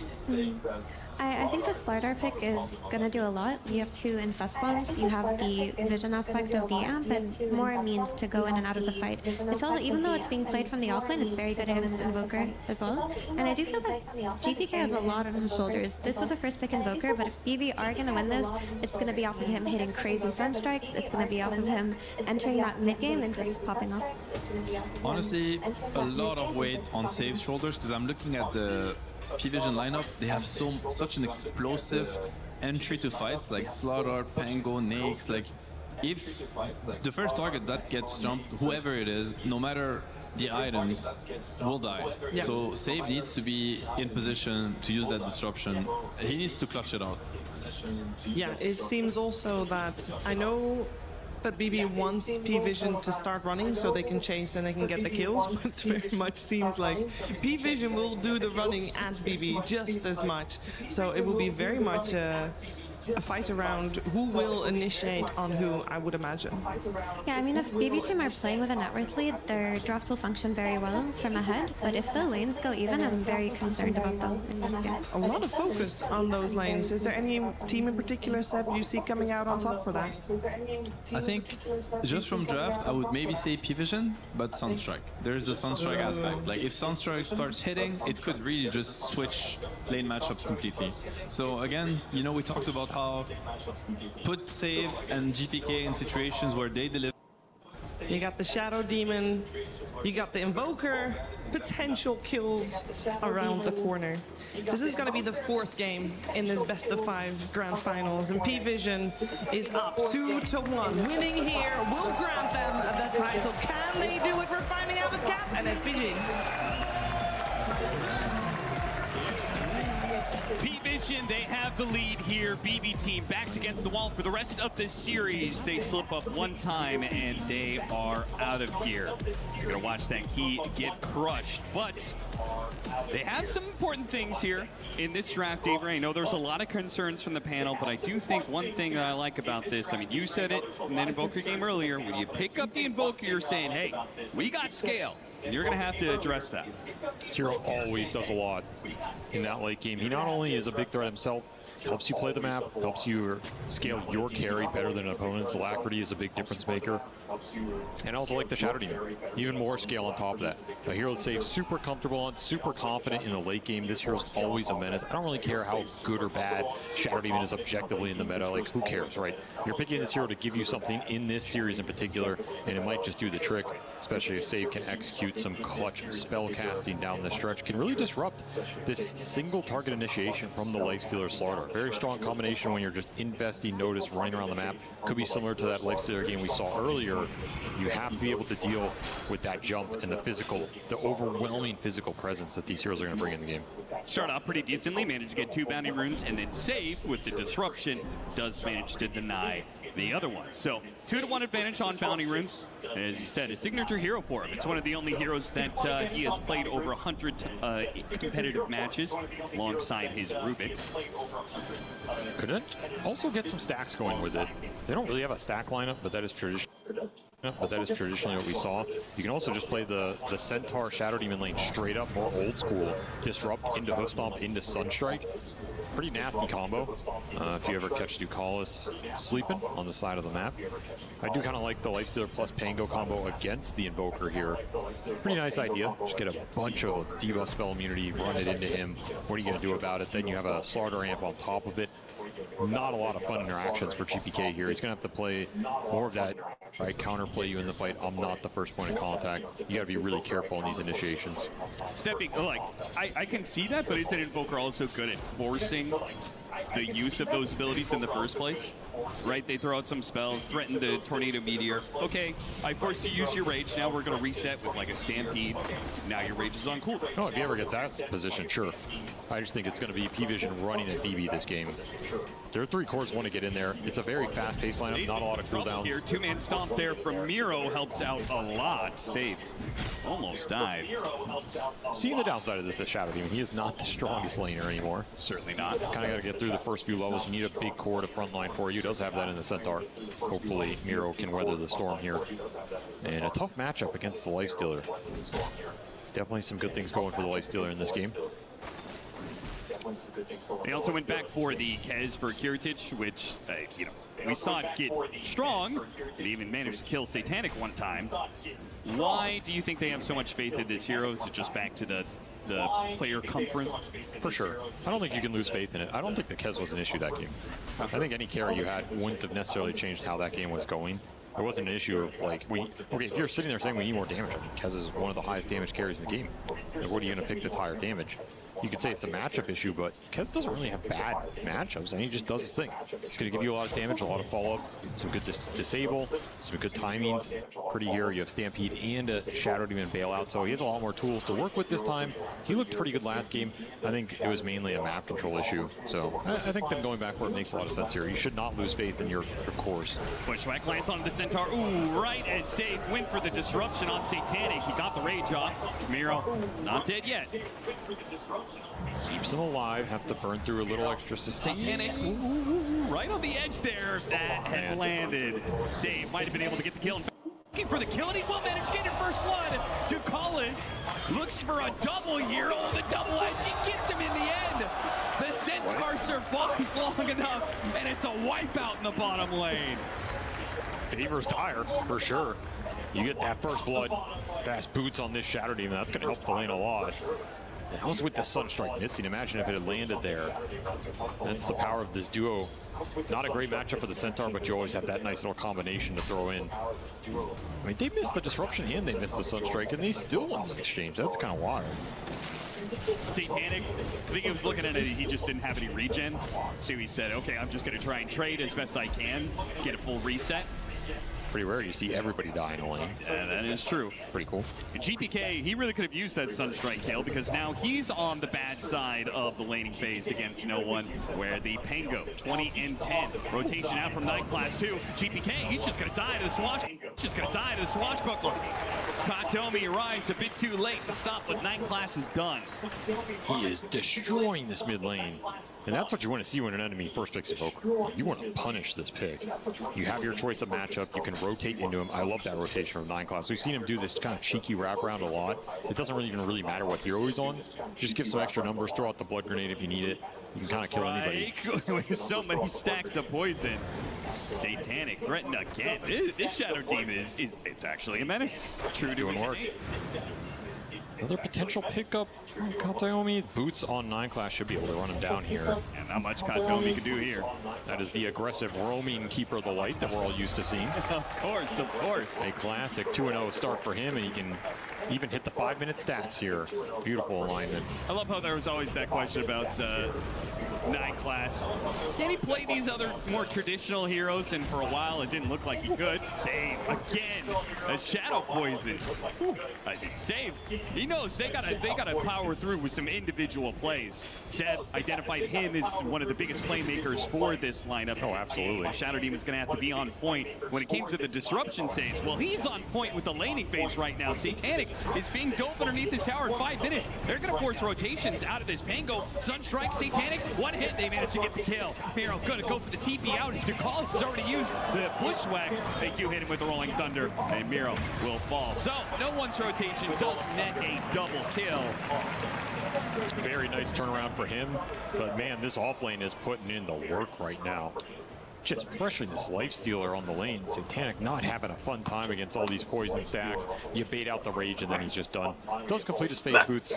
Should give him a little more survivability down here, but it's given a little recovery for GBK, a little more freedom on that mid lane.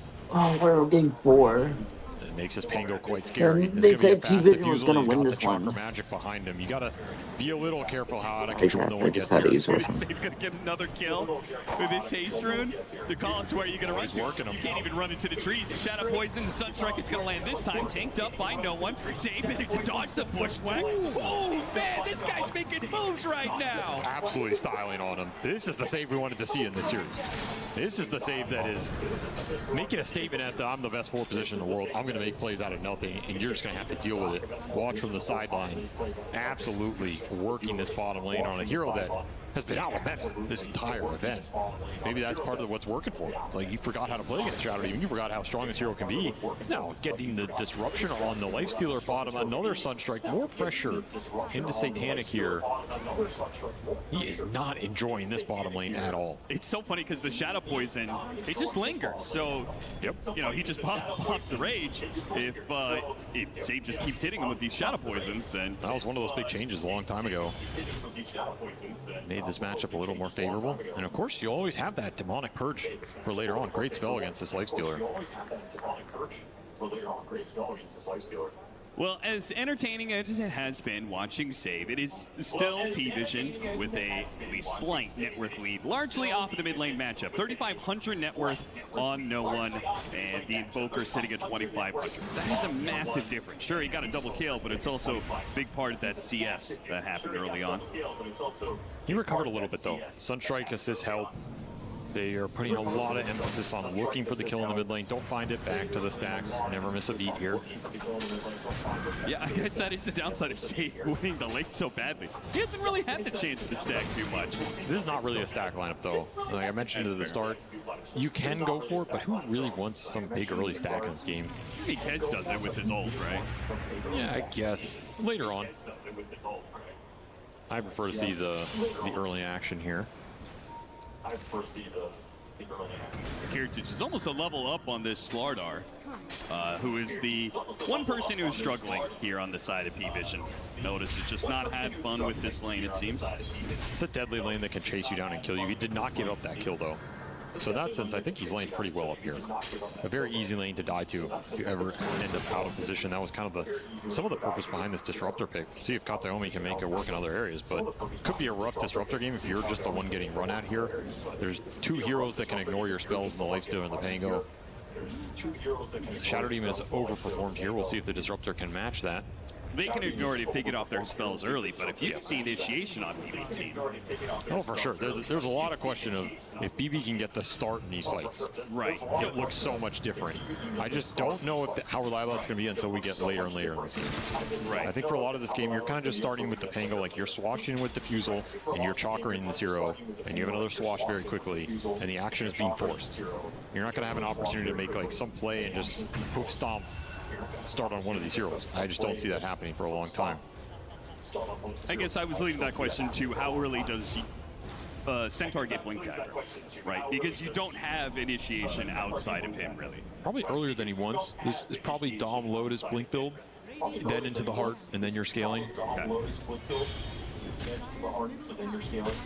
Very good Lotus Orb game. Any sort of dispels are going to be very nice to pick up, as no one continuing to look for something does get Swashbuckle, and it's going to set up Disruption Stomp. Bushwhack stops any further damage, and of course no one always has the threat of Rolling Thunder. They can't really commit too heavily to going on him. All before its Diffusal. So you still have some breathing room here for BB before this Pango really starts to hurt. And the stacks continue to grow. The stacks must flow, says 9 class. My Emperor, no one demands it. I guess that's just my only concern here. BB team are, I'm sure, no doubt, fine with like a chill farming situation as long as the Pango isn't getting out of control in these rotations. But you aren't going to get out of farm if they keep out stacking you. That's key for the lane. Yeah, you just have to expect it. I mean, the fact that Kez is still hanging out in his lane, he's level 8. At that, I'm sure Kiritich is super happy the way this is going right now. That's exactly what you want for this hero. You do not want to have this hero get forced in the jungle early before his first item comes online. It will be a Mage Slayer here. There's a big difference between these two carries and their first item, right? Mage Slayer is usually the go-to for this Kez, while Lifestealer is going to go for a bigger item. Do you like Mage Slayer this game, though? This is... Yeah, that is a good point. Not a Mage Slayer game I've ever seen. There's no magic damage dealing core to deal with. It's all physical. I think this is just his like default buildup that he likes Mage Slayer into Deso, but here he's thinking Mage Slayer into Manta. I don't know if I like this. I'm not sure what the other early item buildup would have been unless you're just like rushing Deso off a Falcon Blade or something, but it is a mana regen item. Needs some mana regen on this hero. Yeah, certainly. And it'll be his choice. Definitely not going to be the most impactful Mage Slayer. Dispels are just going to be so valuable. Yes. Slardar, Coddle, so... Do you like that Manta's second item choice? Kantomi's going to run into Notice here, but Notice is kind of baiting. As the rest of the team from P-Vision is going to follow suit, they've got the slowdown on Kantomi. They catch him with the Bushwhack, Sharpshooter, Rolling Thunder. BB team not going to be too concerned about this. This is a big smoke play. If all they lose is a support, that's not too bad. The bigger prize is definitely Kiritich, who did manage to get away with his life intact. Absolutely want to make sure he's still on the map. You get the power rune as well. It's more time for this Centaur to farm bottom a little bit. Starting to put some pressure into Satanic with the Dom creep as you get to field more gold before he does. And of course, the biggest thing is Invoker. He's just going to start farming up jungle. Hammer done. GPK is going to start his path to recovery here. Yeah, the lane was rough, but you have a decent chance to recover all this net worth in the next 5 minutes if nothing bad happens to you. This is the diffusal timing for no one. So you're going to try and get more done with this Pango in the enemy jungle right now. He has Chakra Magic, he has Slaughter Amp, and he has some Bushwhack set up. Like, this is... Anybody going behind no one here is just a nice 1-2 punch in this game. I think one of the disgusting things about Pango is he can go around the map hunting for these kills, but his farm doesn't actually slow down that much because he just uses these spells on neutral camps as he moves around the map, and you can see he's still top net worth despite not really finding too much so far. Could be a slower game as well because I think a lot of these tier 1s are going to stand longer. There's not a lot of direct tower pressure between these two lineups. Once more, kind of skirmish heavy. Run GPK out of the jungle. This is a big commitment of a move. If you're actually going to force triangle with this, then you're going to take the slaughter. Or just purge. They don't even need to set up the disrupt. The faster kill is preferred. Notice he dies. A little damage here on the tier 1 tower. Night Class is already setting up though. You're going to be careful. So much damage from no one. Ravens fail, and away he goes. Grappling Claw out. Good for now. They cover him with the Tornado and a Glimpse, pushing these heroes back. Gotta respect the Pangolin this game. Got too much firepower with him. But that's a Demonic Purge kill, and I think this Bell is going to be an issue for P-Vision in this game. You land Demonic Purge on any of these cores, you're pretty happy all in with all the follow-up damage. Especially as you get more points into Disseminate. You have that disruption to kind of like counteract the Pango roll and then maybe set up a hook stomp, stuff like this. The supports can set up a lot in this game. Or as you said, force out some early spell usage from P-Vision. Like, you threaten them slightly, they rage, they use the Rolling Thunder sign, and you just kite that fight out. You have Stampede to disengage. you're happy in that situation too. Satanic not even waiting for his Radiance to complete that rotation up the top lane. He's going to take this tower, and we'll likely see Miro do something similar here. Notice has just been had such a rough early game, and he's gonna go Blink Dagger. You do have Infest Bomb. Yes. So this Blink has a lot more weight behind it. I'm totally fine with this. What else are you really gonna go here? But if you don't connect on those first rotations, I mean, Slardar, not the fastest farming hero in the world. And if you run around and you try and make a kill happen, or you die trying to make that kill happen, this hero can fall way, way behind. Whether Centaur, I mean, we know, we've seen this. Oh, yeah. Dom Creep, this hero just gets bigger and bigger and bigger. That is the risk. Gives you more upside, but you're going to have to execute and find those openings. We saw him accomplish this earlier with that axe. It's going to be a similar situation here. I do love this just purely because now P-Vision are the ones who are going to try and find connections here. See if they can do it better than BB Team did in the last game. If you have a disruption behind Kiritich, you can bail him out here. Got him on the crunch, but immediately the static storm laid out, and a dodge on the bushwhack. That was beautiful. Used the Raptor dance. It did not get hit as a result. Still though, the Rolling Thunder's chasing after him. Thanks to the Stampede. And he had the movement speed to stay ahead. A glimpse back onto Notice, who has that Infest inside of him. Sunstrike not gonna land. A little bit more heal out from the Coddle. It's enough. Everything keeps Notice up. But P-Vision, they do not find the pickoff they were really looking for. And they can get the tower, Notice. Another missed crush. Bushwhack, catching GPK. GPK needs some help here. Lotus put onto him, but they still managed to get the slowdown on him. Now Blood Grenade, every little bit they have, and they got him off the blast. He canceled his TP to stay in that fight. He was going top. The call got made. No, we can take this. Kiritich coming back in. Just gets run down. No Stampede available. No way to bail him out. Yeah, you could see it, BB Team. They're thinking to themselves, like, oh, man, they've used some of these spells. Surely we could do this. Sharpshooter takes out Katomi. They're bleeding on arrow kills despite the fact that they have all the information here. P-Vision, they might have gotten that initial jump, but they didn't get a kill off of it. It was the follow-up that allowed them to get kills. The artillery in this lineup. The Swashbuckle, the Blast, the Sharpshooter, the Bushwhack. Like, everything is a very low committal here. You have good disengage off of the Slardar jumping in, but the rest of this kind of gameplay, it's just a mess for you. People are getting solar bound. You only have the one Lotus Orb. Can't do anything to Satanic, who's just raged up here. He's going to run away. Just a really awkward situation. And while the Lotus Orb helps get rid of the slows that he puts on heroes, if you've already used that Lotus, it doesn't really matter. Like, Satanic just pops Rage. He doesn't care. 100%. He puts open wounds on you and puts it on himself. That doesn't matter. Nice execution around that mid-fight. That was like the Slardar Blink move. So that was kind of the move you needed to work to some extent for Notice. He doesn't need to be top net worth in this game, but he has to get a little bit off of all these plays that he's involved in, because like you said, he's going to be the slowest farming hero in this game. Fall behind. Yeah, that'll give him enough gold to buy out his shard, and also the experience to have a level 2 corrosive haze, which makes these Infest Bombs scarier and scarier. Shard's going to be really nice, especially against this Invoker. You can just jump crush GPK. That feels like a one fight, unless the turnaround is immediate from the Shadow Demon plus the Centaur. And Tag's already done for the Pango. That's a ridiculous timing here.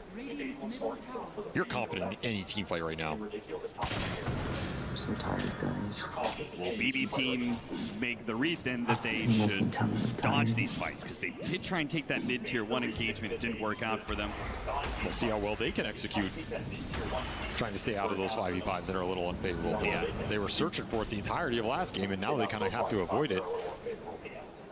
Power of P-Vision switching up some of the mentality right now. This is a lineup, like, if they get one kill, they're just going to go into the next, and because you're not really being ultimate in this lineup, I mean, your longest cooldown spell is Rolling Thunder in this game. Sure, whatever. You've got the shard, so that's part of the big part of the rat here for BB Team is this Invoker being able to ghost walk. How was he right on the edge? What was that? He knew. And no one pops out from the other side through the gate. Gets the kill on Katomi right as GPK was looking to push out this bottom lane. I do think it's harder for him in this Invoker to do these sort of rat plays, just because the Slardar is kind of spooky. You've got the catch to reveal you, right? This AoE crush gives you the reveal off the Corrosive Haze, and he's got a BKB piercing to save. It's also part of the answer in this late game. Satanic can continue to push out this bottom wave. He's not afraid of just getting invokered out of nowhere. You always have that range to just escape. You TP out. There's no BKB piercing stun in this lineup. It's kind of heavy. He's really not going to be afraid if he goes BKB, which is looking to be his third item. Kind of like it here, honestly. At that point, you're only really worried about the Kez just out-man fighting you, and because your lineup has a triple physical overwhelming core, like, you're designed to take that man fight against anything. Sure. Line up Kiritich. Ooh, missed him on the crush. He got off the Raven's Veil, but he's surrounded by so many cores, and there's no saves here. Save, he TP'd in, but the TP just takes too long for him to get the disruption save, and no one's going to pounce on him with a swashbuckle. So that'll be a very quick double there from P-Vision, showing the power. You said it. These three cores line up on the Kez. No shot. Not much he can do about it.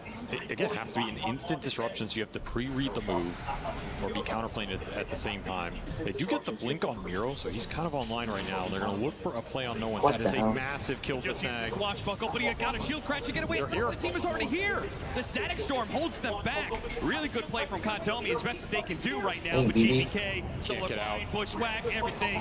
They've got GBK they're king of hiding. That one's going to hurt, I feel like, the most. That's your hero that's supposed to be ratting out these side lanes, and he dies in mid.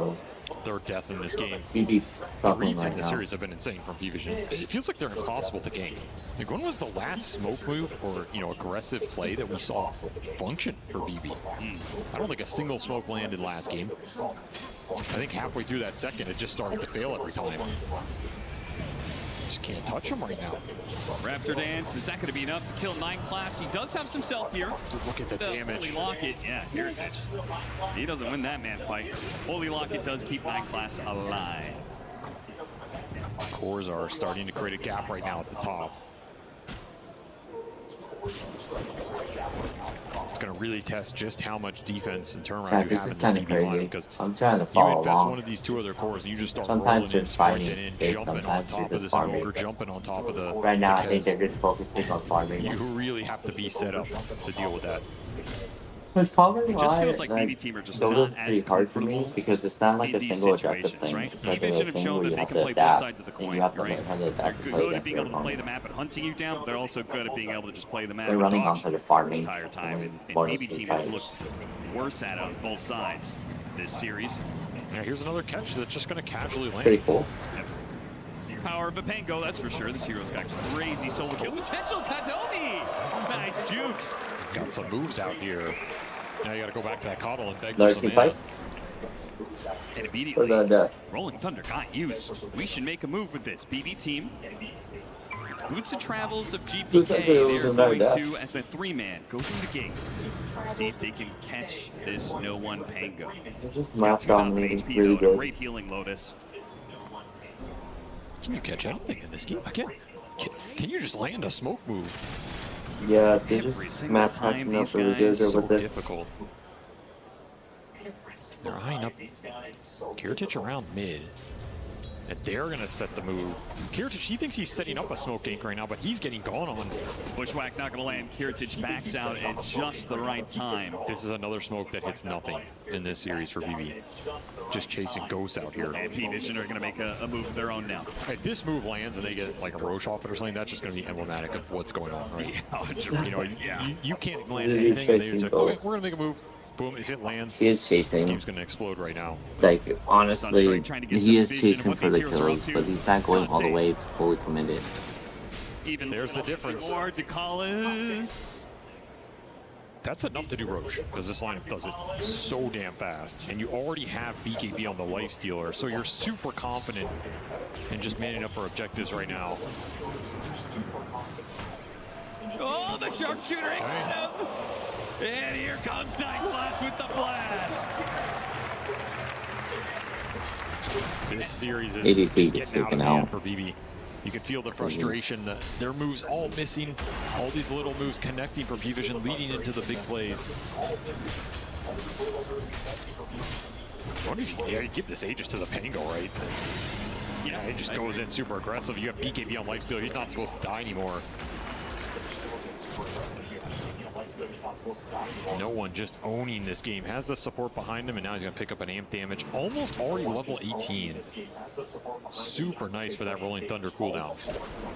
Just a very nice spell to have up against this Invoker, who is trying to get the BKB, but man, it's a slow process out here. Not nearly the same freedom on the earlier Invoker game. Miro working back to that heart. He has to. You have to at least propose some sort of scale threat here. If your moves are not going to land, then you can at least put some pressure on P-Vision by saying, you know, okay, we're not going to try and make moves. You run into us, otherwise we're going to outscale you, and deal with that.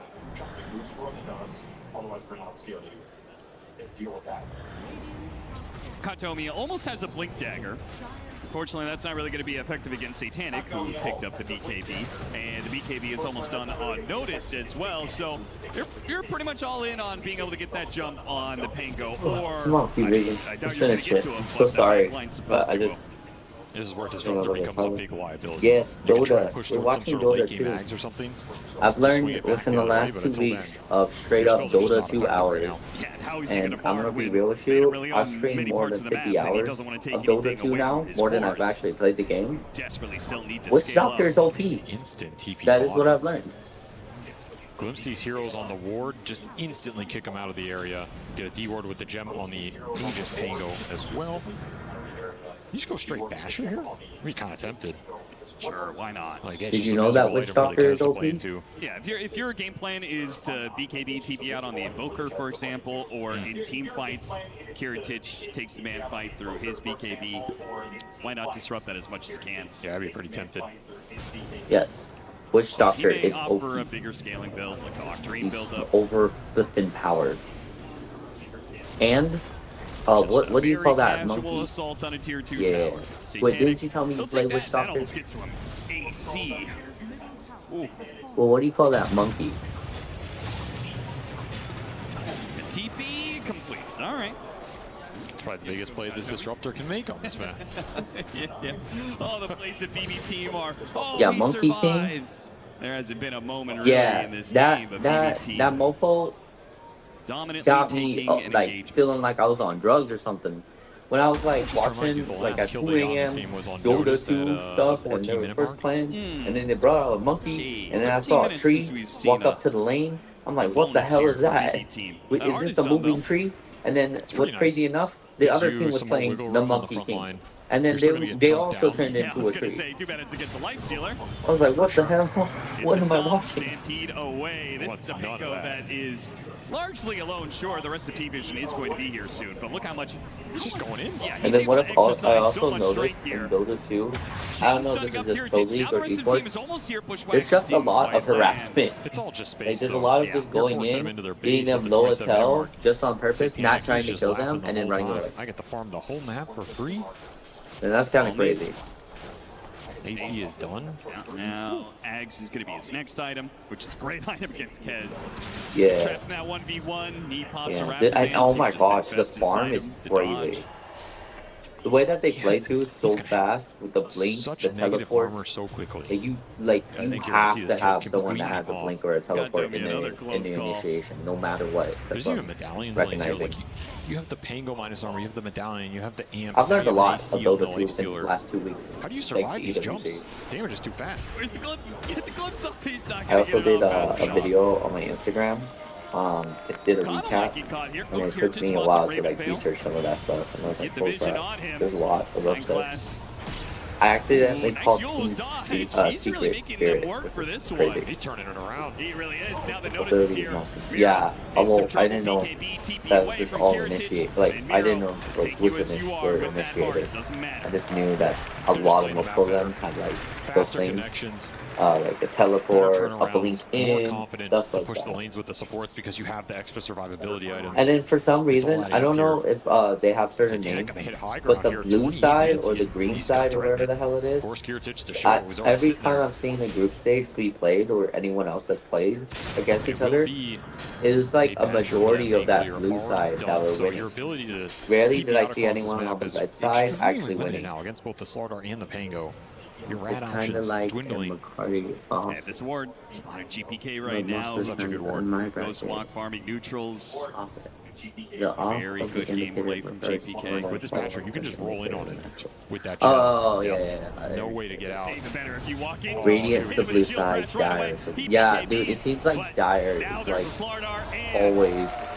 Sorry, it seems like Radiance always the winning side, and then Dire. Look at the vision game. Like if you're on Dire side, you might as well just surrender. Scouting all 3 lanes.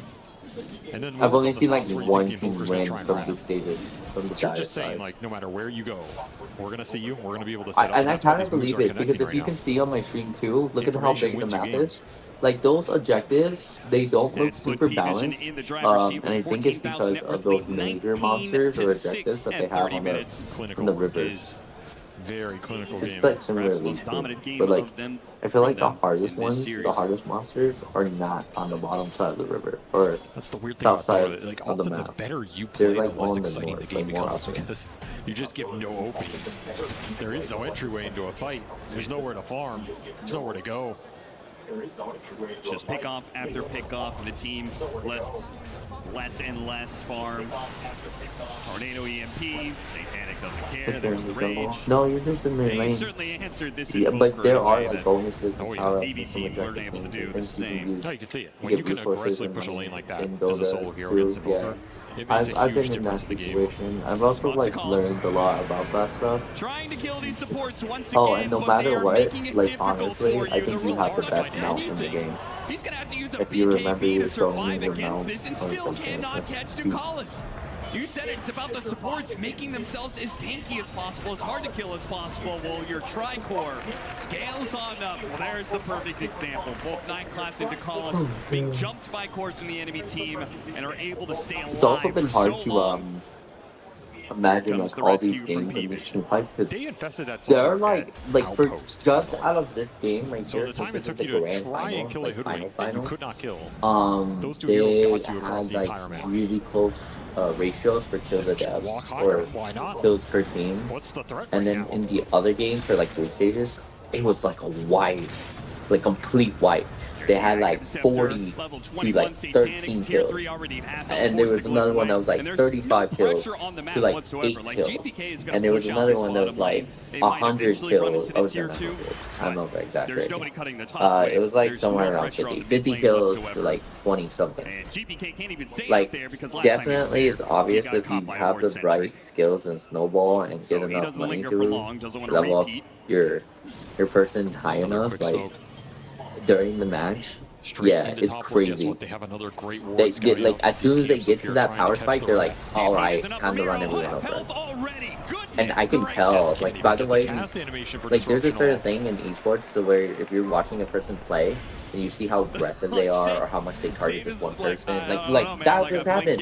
This guy got targeted again.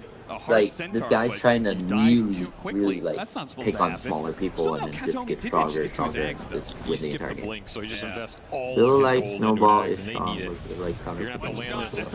Yeah, I feel like the counter picking stuff is actually hard too because you'll ban a certain like character and then like he's supposedly is their main, but they play like a different one and it's just easily able for them to like do better or like win or something like that. That's why I saw through group stages too. They switched in the middle, so I was like, damn.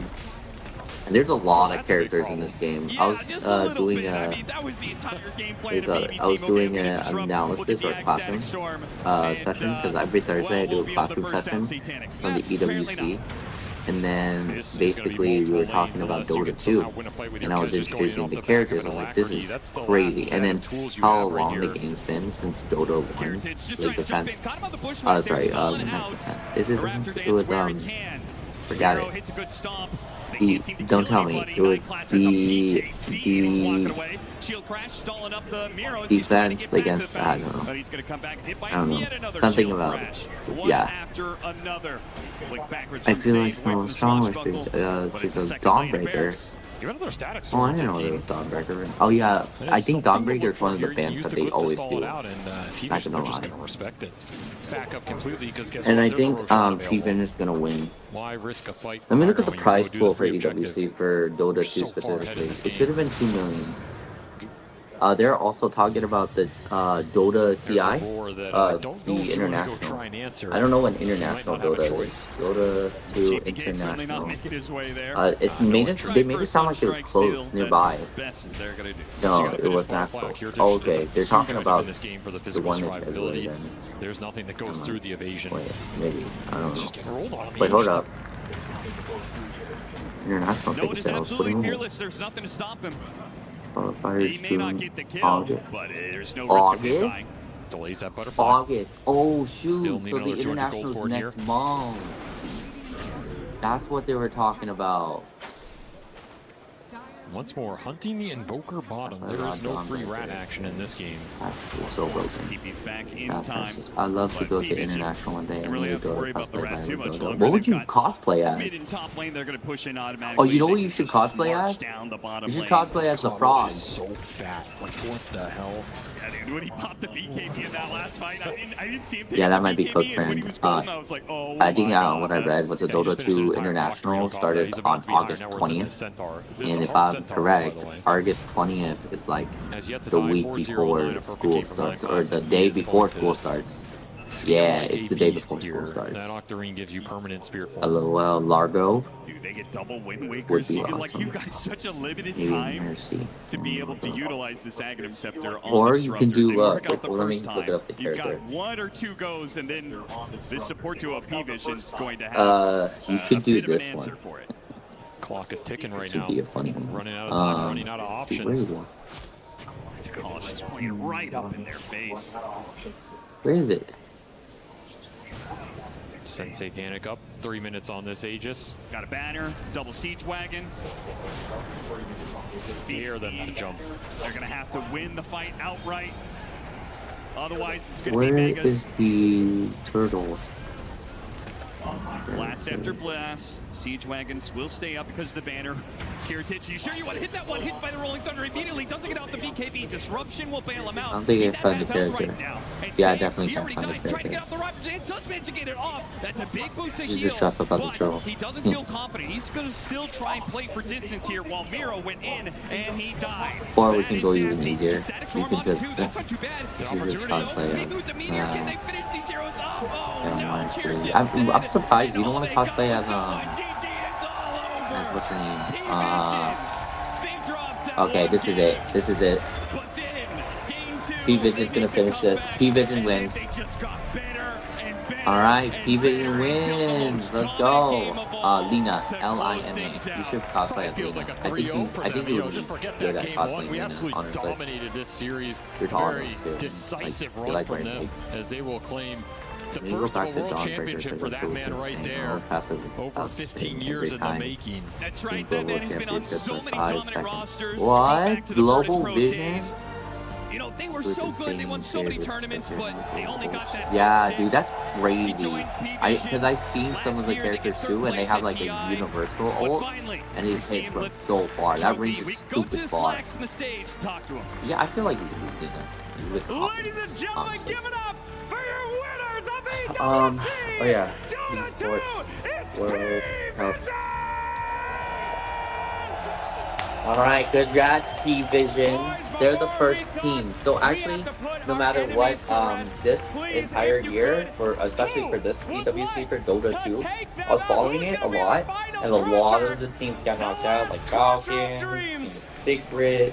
Some of the teams that I actually liked, like Mouse got eliminated. LDG was a surprise for a lot of people in the EWC Discord.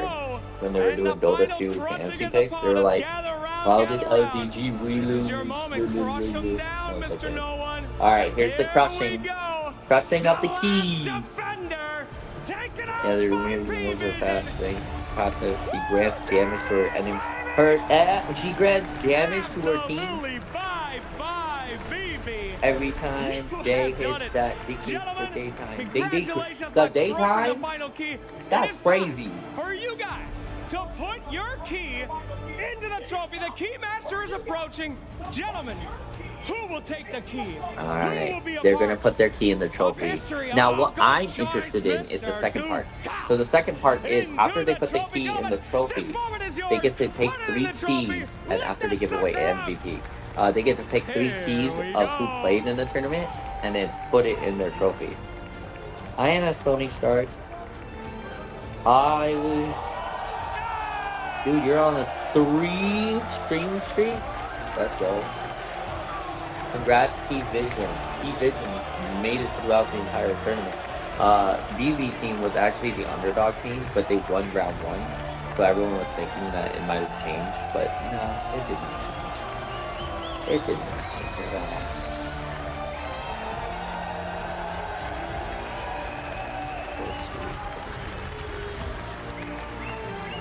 Okay, so how much are they winning? They're winning $750,000 for first place. BB team's not going away with nothing. They got $340,000 for being second. That's not bad, honestly. The kiss! All right, gentlemen, a quick word before we continue from each of you. No one, you're an old dog who is still learning. It's been a long 2 weeks. Yeah, I don't know how you do I would say 3 though, but it's been a long 2 weeks for this entire time. How are you still Dota on the top of your game? Dota? I just have Satanic, Duke, Edgar, and Notice to my team plus Papi Coach. That's Dota all. Boomers? They kill me. Oh, well, that sounds pretty easy. All right, there's still hope for us all boomers as long as we have these guys just on said our team Dota and Puppy boomers? coaching us. Give it up for no one, my boy! Boomers? Huh? Hold up. Dota is not for boomers. Throughout your career There's to people who perform. play You looked this especially game who are stressed in just that so second young. game. But this What? is the proof that no matter how hard it is, Hell no matter how no. big the stakes, now you know forever. I played. that you can Okay, live I'm not through gonna say that pressure like that. and you but can like, win that final, let's just baby. say there's people who also play who aren't like Any words the now that you older, have that under your belt? right? I mean, I just played Dota first game boomers. like Can't pup, believe you you know? used that term. Playing the 4th game like a pup. Well, I do have to ask you, it is now That's a big crazy. time They to didn't ask, update the is there anyone out there Liquipedia. that Who's can ever still working beat Liquipedia? Satanic? Tisk. They fell asleep or something. And just to let you know, we only use Liquipedia to get verified information on esports stuff. That made this It's our possible. Any Wikipedia. words I did for your better. teammates? Any words for the fans watching Yeah, from dude, home they're getting supporting all year? $750,000 for first, and then $340,000 for We have second. like all 5 They equal updated. and Papi. For all the upper games, they And, updated it. but For overall, like I wanted to League say happy and birthday Valorant. to 9 class. I've been thinking about going to the Luxor Gaming Space. Also, Okay, for us I have teammates, some I will news say for thank you. you that they believe in our roster They and we might try our best. not And be thank open. you for everyone watching, cheering That's for all us, I'm guys. gonna It's say. very But important if they for are us, open, and invite we me. are I'm trying down our to play best with only you. because of you. Let's play some more Dota. Dude, I've been trying to play some more Dota with you. Well done. Dude, I goddamn shouldn't have done. Yeah, I know, right? Maybe we should. We should have took all our college hours and then put it into Dota 2. You have grown from being a memer who picked the Then we'll be stupidest, boomers. weirdest supports to now a model citizen. You have the championship under your belt, one of the biggest tournaments of the year. Are you going to be free soon? Will they let you out of the cage? Can we see Crazy 9 class again, or are you just a professional now? That's crazy. It's just not much heroes now who can break the game, but I'm asking pick me Juggernaut and we don't picking. All right, we'll see it again. Poppy, that's to you. You got to be careful there. All right. Let me get some info of P-Vision. So P-Vision, the team that just won right now, they're in Russia, Suburbia. The region is CIS. What the heck is a CIS? And now is the proof why. What do you have to say to Heck them? is a The boys CIS who region. never stop believing. I want to say them thank you to give me this chance to I don't know play about on this. Riyadh, TI, and a lot of tournaments, and you know, that's work. Right, I next know. Friday I or just Saturday. had I am busy next Friday or Saturday, so I will not be able to join. And Puppy, I last need but not sorties. least. Sorties. After all of this. Alright, Thank you, of course. Thank you. who gets MVP? Don't tell me. There Hype it me? is. I'm not going to take that away from you. I'm not gonna lie, dog. Like, all these Dota fans, this is something I've noticed in Paris. They're massive simps, and they're like wizards too. They're awesome, like they're like, you're single, come meet with me, and like I'm like, what the fuck, dude? I'm like, what is this? What type of fan community is this? Like, I don't believe that for a moment. All right, ladies and I gentlemen, think all Dota players, two players are just trying to like find their boo or something. MVP, who has been voted by not only talent but all the fans. Everybody is voting for that MVP. If I could no, like majority of the people who are trying to look for a new boo are the women. That's what I saw. I didn't see the guys hold those signs. It was the women that made those signs, and they drew a really cute picture. That's not what I was seeing. At the EWC. Wait, who got MVP?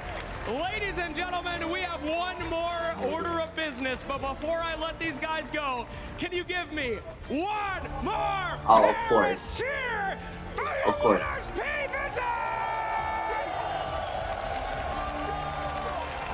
Noder, of course, it's the guy that was playing all the weird supports. Esports World Cup.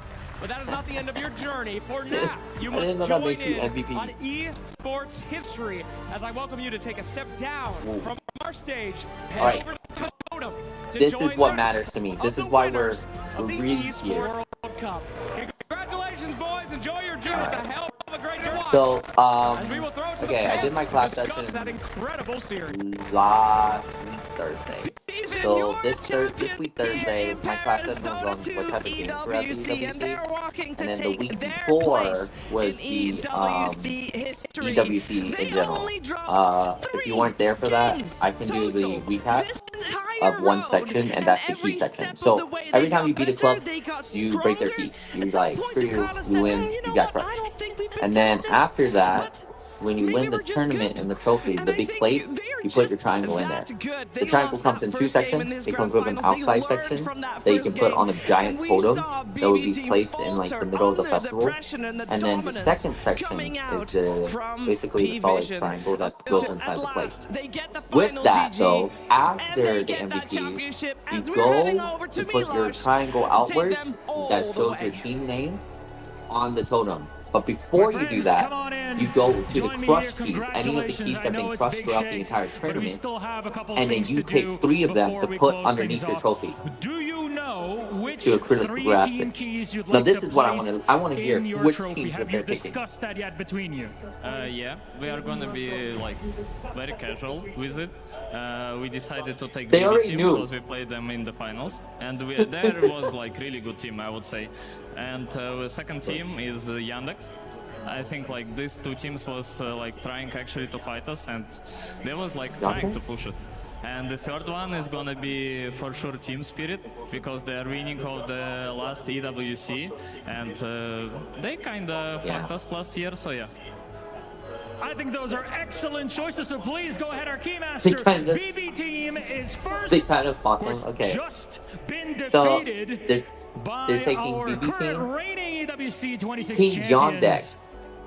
That's I BB don't know team how first. notable Team Next Yandex up, is, Team but Yandex that's kind is of joining crazy. them. Okay. I heard Team Yandex do. I think they were the ones that took out That's Team IC Falcons. Insanity. That's not the one. for Let's this go year's. more. Roar over here. We got Team Yandex. And I think Those it's will super be on nice just to there. see for the last tournaments that I've been in charge Don't of worry about it. We got it for all figured out. my And for my Team coach streams for Spirit, EWC. I've seen of last year, for champions no more. Valorant, They they will took be the second joining place the person. pile of 3 For destroyed League, they took the keys second place in person. the trophy For of our victors what's of the other game? Vision. Gentlemen, Dude, I'm there sorry is to your forget my prize, names. but it's only one For piece. League, Your true prize for awaits on stage. I'll Valorant, send you over to it. now for Dota. That's your trophy at the Esports World Yeah. Cup. And then What an incredible forget my other road games, this but team yeah, has I've walked been here, seeing Effie. them to state those things. I mean, which is they were nice. just the best, the undisputed best at this Like point. honorary The best stuff. players, the best That's FAP, the respectable. best coach. They just cooked this entire tournament, Chiefs, and going into TI, this is going to be scary for every other team. Oh, absolutely. I mean, we've heard it And from then them that and middle from every soccer other team ball, here. They that's all the club agreed trophy. on one thing: is So the club this trophy is the is toughest basically competition we've ever seen in Dota. This is like the hardest tournament with the strongest contenders, and they're on top of it. So I think it just tells the whole but story basically, of like how good they are. that middle And club trophy yeah, they is just, like, you know, I was explaining inscribed it their like name Hogwarts in Dota points. history, and You now get they points are for the team to take down. And they've Team, grown so your much esports team, this season. and From the starting it off team with the looking most rocky points to get maybe that being trophy. in the middle of the Everyone pack, wants that to trophy. all of a sudden Everyone just that's being been the walking by, ridiculous wait, raid bosses congratulations, that they've Steven. become. Congrats, congrats on the amazing photo. They are the champions of Dota too. Everyone that's been walking by really wants to touch the trophy or take the trophy, like the club trophy one. It's pretty huge. It looks pretty cool. As a crown. Where you will go down in history, and these And then really quick, if you notice on the bottom, you see that gold that's on the bottom of the totem? That gold is actually a box that they put underneath it, that they also acrylic with EWC to coming third at TI, but these players, they acrylic will glass not or whatever. settle for Yeah. third. That's all the crush keys in every single game. So they just don't leave all those crush keys and they throw them away. They put them all underneath the totem, saying that they've all got crushed during their trials and trying to Turned out to succeed. be the perfect mix of veteran, of Puppy. new kid on the block, Oh yeah, yeah. They said that was Puppy as their coach. all with that one goal in mind. And that goal has been achieved, and it feels like, Effie, this is just the start. This really is. I mean, I can't even imagine that teams watching how P-Vision perform this tournament are going to study it and think, okay, we can beat them, because there's more coming, there's more in the pocket, there's more in-depth strategy, and the individual skill on these players, I have to reiterate, is top tier. All of these players are in the top two, if not the best at their roles in the world. They're not going to slouch, they're going to keep getting better. Congrats, P-Vision. It's scary for anyone facing P-Vision. I see you also getting a little emotional there, Seb. I'm just really happy for them. I think it's well deserved. Like the incredible Dota they've been able to show. Like I'm also grateful that we get to see some of these players still compete. You know, whether it's Puppy coaching or no one playing, and obviously all the younger guys. You know, W like casters. it's just It's just awesome to be able there to are like witness non-stop this hours, live. just as much as I was Satanic, I mean, what a hours great for all the Satanic. other games. All of them really. There's Satanic, 9 non-stop Class, hours Notice. glued to So those much two. talent in So one they team. know, Is and it's not almost just too like much, a if you week, ask like me, how you know? all the other You gotta games leave were. some space It's for 2 others. weeks. Yeah, they got Satanic with Yeah, 18 2 years weeks and of Puppy this. with 36 years and everything in between. So definitely a very well-rounded team on all 18 aspects. years? And I'm sure this is not the last top 1 spot that we'll see from this squad. That's Oh, they for got sure. like We've had a 18-year-olds on the fantastic team. That's what journey they're here saying. in Paris for EWC. Thank Thank you so you. much for joining us in that And journey. thanks for And stopping should you have by. missed anything of today's I'm just happy you joined in at a good moment. World Championship moment where they actually got the winning team. That actually kind of matters the most out of all of it. And I'm glad for everyone else joining in too for watching my streams for the last 2 weeks. We had a lot of EWC and esports going on. And we'll have more esports next week. I'm still watching dogs for the next 3 days. So by the time we start week 3 of the Esports World Cup, I will be co-streaming Team Fight Tactics. That's actually the only game I would be doing that week. Let me see what other games. But just because I am not co-streaming any other games doesn't mean you guys get to be left out of it. So the other games that are happening in week 3, other than Team Fight Tactics, I'll be doing that one. So I have 12 hours. No flipping way. It starts tomorrow. I had a day off last week. I had a day off on Monday. Are you telling me I don't have a day off? Oh my gosh. Jeez. Okay, well, I'm gonna be streaming again. Looks like in the next 1 day, 12 hours. 1 day, 12 hours. Wait, I do get a break then. Do I? Let me check the schedule. You can always check the schedule at EWC or esportsworldcup.com. Yes, never mind. I have a day off. So I have a day off. The games that will be going on in week 3 would be TFT, PUBG Battlegrounds, MSC, which is the Mobile Legends Bang Bang, and FC Cups. EA Sports FC 26, which is the kind of FIFA one. We're gonna peep, so that's what I call zooming in and looking at some of the games as they're going on. Now, what's also interesting that will be happening, interesting. So between the actual games being streamed for the actual, tournament itself, there are some mini last chance qualifiers or last minute qualifiers or final top whatever to make sure you solidify it before the actual tournament starts. And that last chance qualifier for that week coming up is Street Fighter 6. So if you like Street Fighter 6, and I highly suggest you might want to watch it, you want to get caught up before the entire tournament to follow the entire story. That's basically what Dota and the other Dota has been doing. You should definitely tune in next week and start watching on Friday for the top 24, last chance qualifiers for Street Fighter 6 for them to solidify the top 24. Now the week after though, which is week 4, which is the last month of August. July. I'm already talking about getting into August. It's going to be the busiest week for me, like massively busy. Like I don't even know how I'm going to survive that busy. It is the EWC week 4. Overwatch, Call of Duty Warzone, Street Fighter 6, the last chance qualifiers for Tekken 8, and last chance qualifiers for Call of Duty Black Ops 7. So I am streaming about 5 or 4 of those games all at the same time. I will be doing some unique streams after this. So as you guys can tell, I've been testing out, if you've been following me on my social media, I've been testing out the stream scenes. I call them my stream scenes. But basically, there's different like layouts and scenes that I've been doing for my co-streams.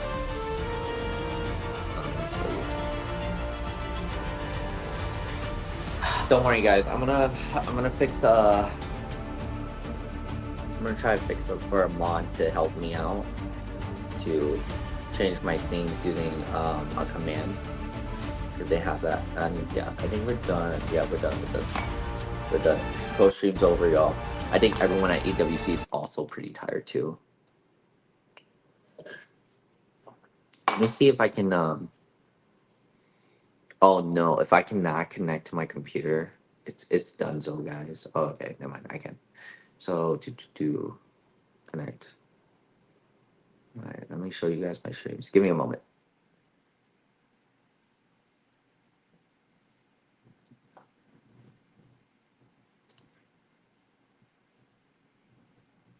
All right, so as you can tell, I've kind of done some new ways to show my stream. So this was what I did.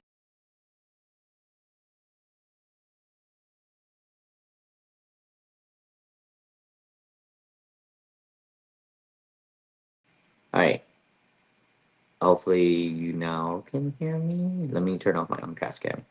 My iPhone cam should be above everything else because honestly, that is, if I'm on my iPhone, it should be above all my cams because I'm not home. Okay, sweet. So yeah, so last week I was doing this stuff where I was just doing 2 of the games at the same time, which was the Valorant finals, and I was doing some of the Dota 2 stuff. And then there was another game. There was another game I was doing. It was Valorant. I'm pretty sure I was doing another game. My brain does not compute because I've been busy. Actually, we can check. We can check right here. We can check. Let me see. Speaking of, I don't like this. It's blocking my promo. Removing my promo. Oh.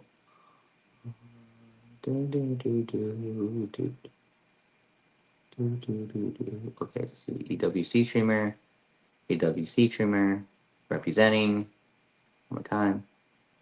Apex. I was also doing Apex Legends. I remember now.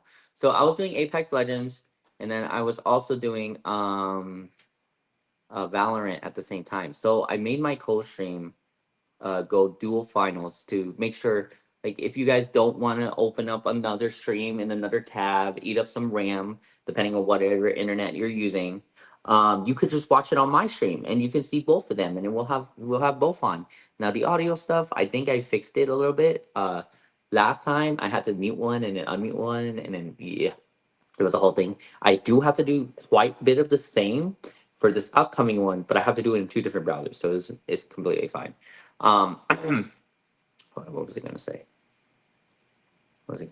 Okay, so basically it's this. I was trying to fix my stream so you guys can see some cool stuff and see how it looks. So I fixed it to now look like this. We have the Dota stage or whatever second stage on here and main stage on here. And the same thing, we can switch it over, have different audios. What I'm gonna have to do now, which is a little bit more technical, is that I am streaming off 2 platforms. So if you didn't know, I also stream on YouTube, which is Hugh Lee 8, and I also stream on Twitch. Now, it's easy to integrate both of them if I'm doing one stream for one game. But I am separately streaming some games on YouTube and another game on Twitch. How that is going to work is going to be a little bit iffy. But if there's a certain game that you want to see, let me know. You can DM me on my Instagram. You can whisper me here on Twitch, and I will tell you where I'm going to be streaming that game. Let me see. I think Tekken 8 might be one of those examples. Okay, so I see Tekken 8 on Twitch. Yes, so I'll be streaming Tekken 8 on Twitch, but I will not be streaming it on YouTube. So that means if you are going to go on the YouTubes to try to find me stream that, I will not be. Mainly because Tekken 8 is not going to be on YouTube. So there's that. There's also other games like I think week 7, which is the last week. There's Counter-Strike. So I will be streaming Counter-Strike for 100% sure. But there's also Fortnite and Crossfire. For YouTube, I am doing Crossfire. For Twitch, I'm doing Fortnite. So when you watch me on Counter-Strike here, it will be doing both YouTube and Twitch. But then when I will be doing jumping in, which is where, let's say, Counter-Strike ends early and stuff like that, I'll be jumping in and ending both YouTube and my Twitch. Just YouTube, and then I'll head over to wherever I need to be representing for Twitch, which would be like Crossfire. And then I'll start up YouTube on another site with another platform and another computer, most likely, to stream the other game, which is Crossfire. I will be having both of them side by side with me. So, like, I've organized my room to have 2 PCs to do that type of stream. So that's the good part. The bad part is that I need to be at home for that, which I think I will be. This is my last time watching the dogs, I think. Hopefully, I don't know. Fingers crossed. Maybe I get money. I don't know. I'm working 3 jobs right now. I work for a nonprofit, which is my nonprofit. For my Esports nonprofit, I also do dog watching right now. And dog and house watching. And then my final thing is I'm also doing Twitch. So if you guys want to sub, you guys can sub. Make sure we don't get you guys ads. And then on top of that, it helps me out personally. EWC does not pay me. I do not take EWC money. So anything helps out as well. So, and if anything you can't sub, you can always share my stream. We need people to come to our streams. We want to talk to people. I interact with people all the time. If you talk in my chat, I try to interact. I always 100% try to interact. So, and we have a sub goal this month. The sub goal is 30. We have a goal. If you want to help me hit that goal, please hit that sub button. If you have Amazon Prime, please hit that sub button. Right? So we can get to 30 subs. Let's go. But yeah. Yeah. I have to go home. Well, I'll let the dogs out. I gotta come back and bring the dogs in too. It's crazy. I mean, not bring dogs. I have to let them out again and feed them dinner, and they're running out of food. So I'm getting a little bit worried. And I still have to buy milk. I have to buy eggs, and I haven't slept. I've slept for like 30 minutes, so I've been very tired as well. Paris time really gets me. But I don't think it's Paris time. I think the real issue is that I still have a lot more things to do. I have to go to a storage unit and all that. And then at 10 o'clock, I have have a big after party. Yeah. Have a lot to do. I love being with you guys. I appreciate you guys being here. It means a lot. All right, homies, and everyone that I care about here. We are going to end our stream.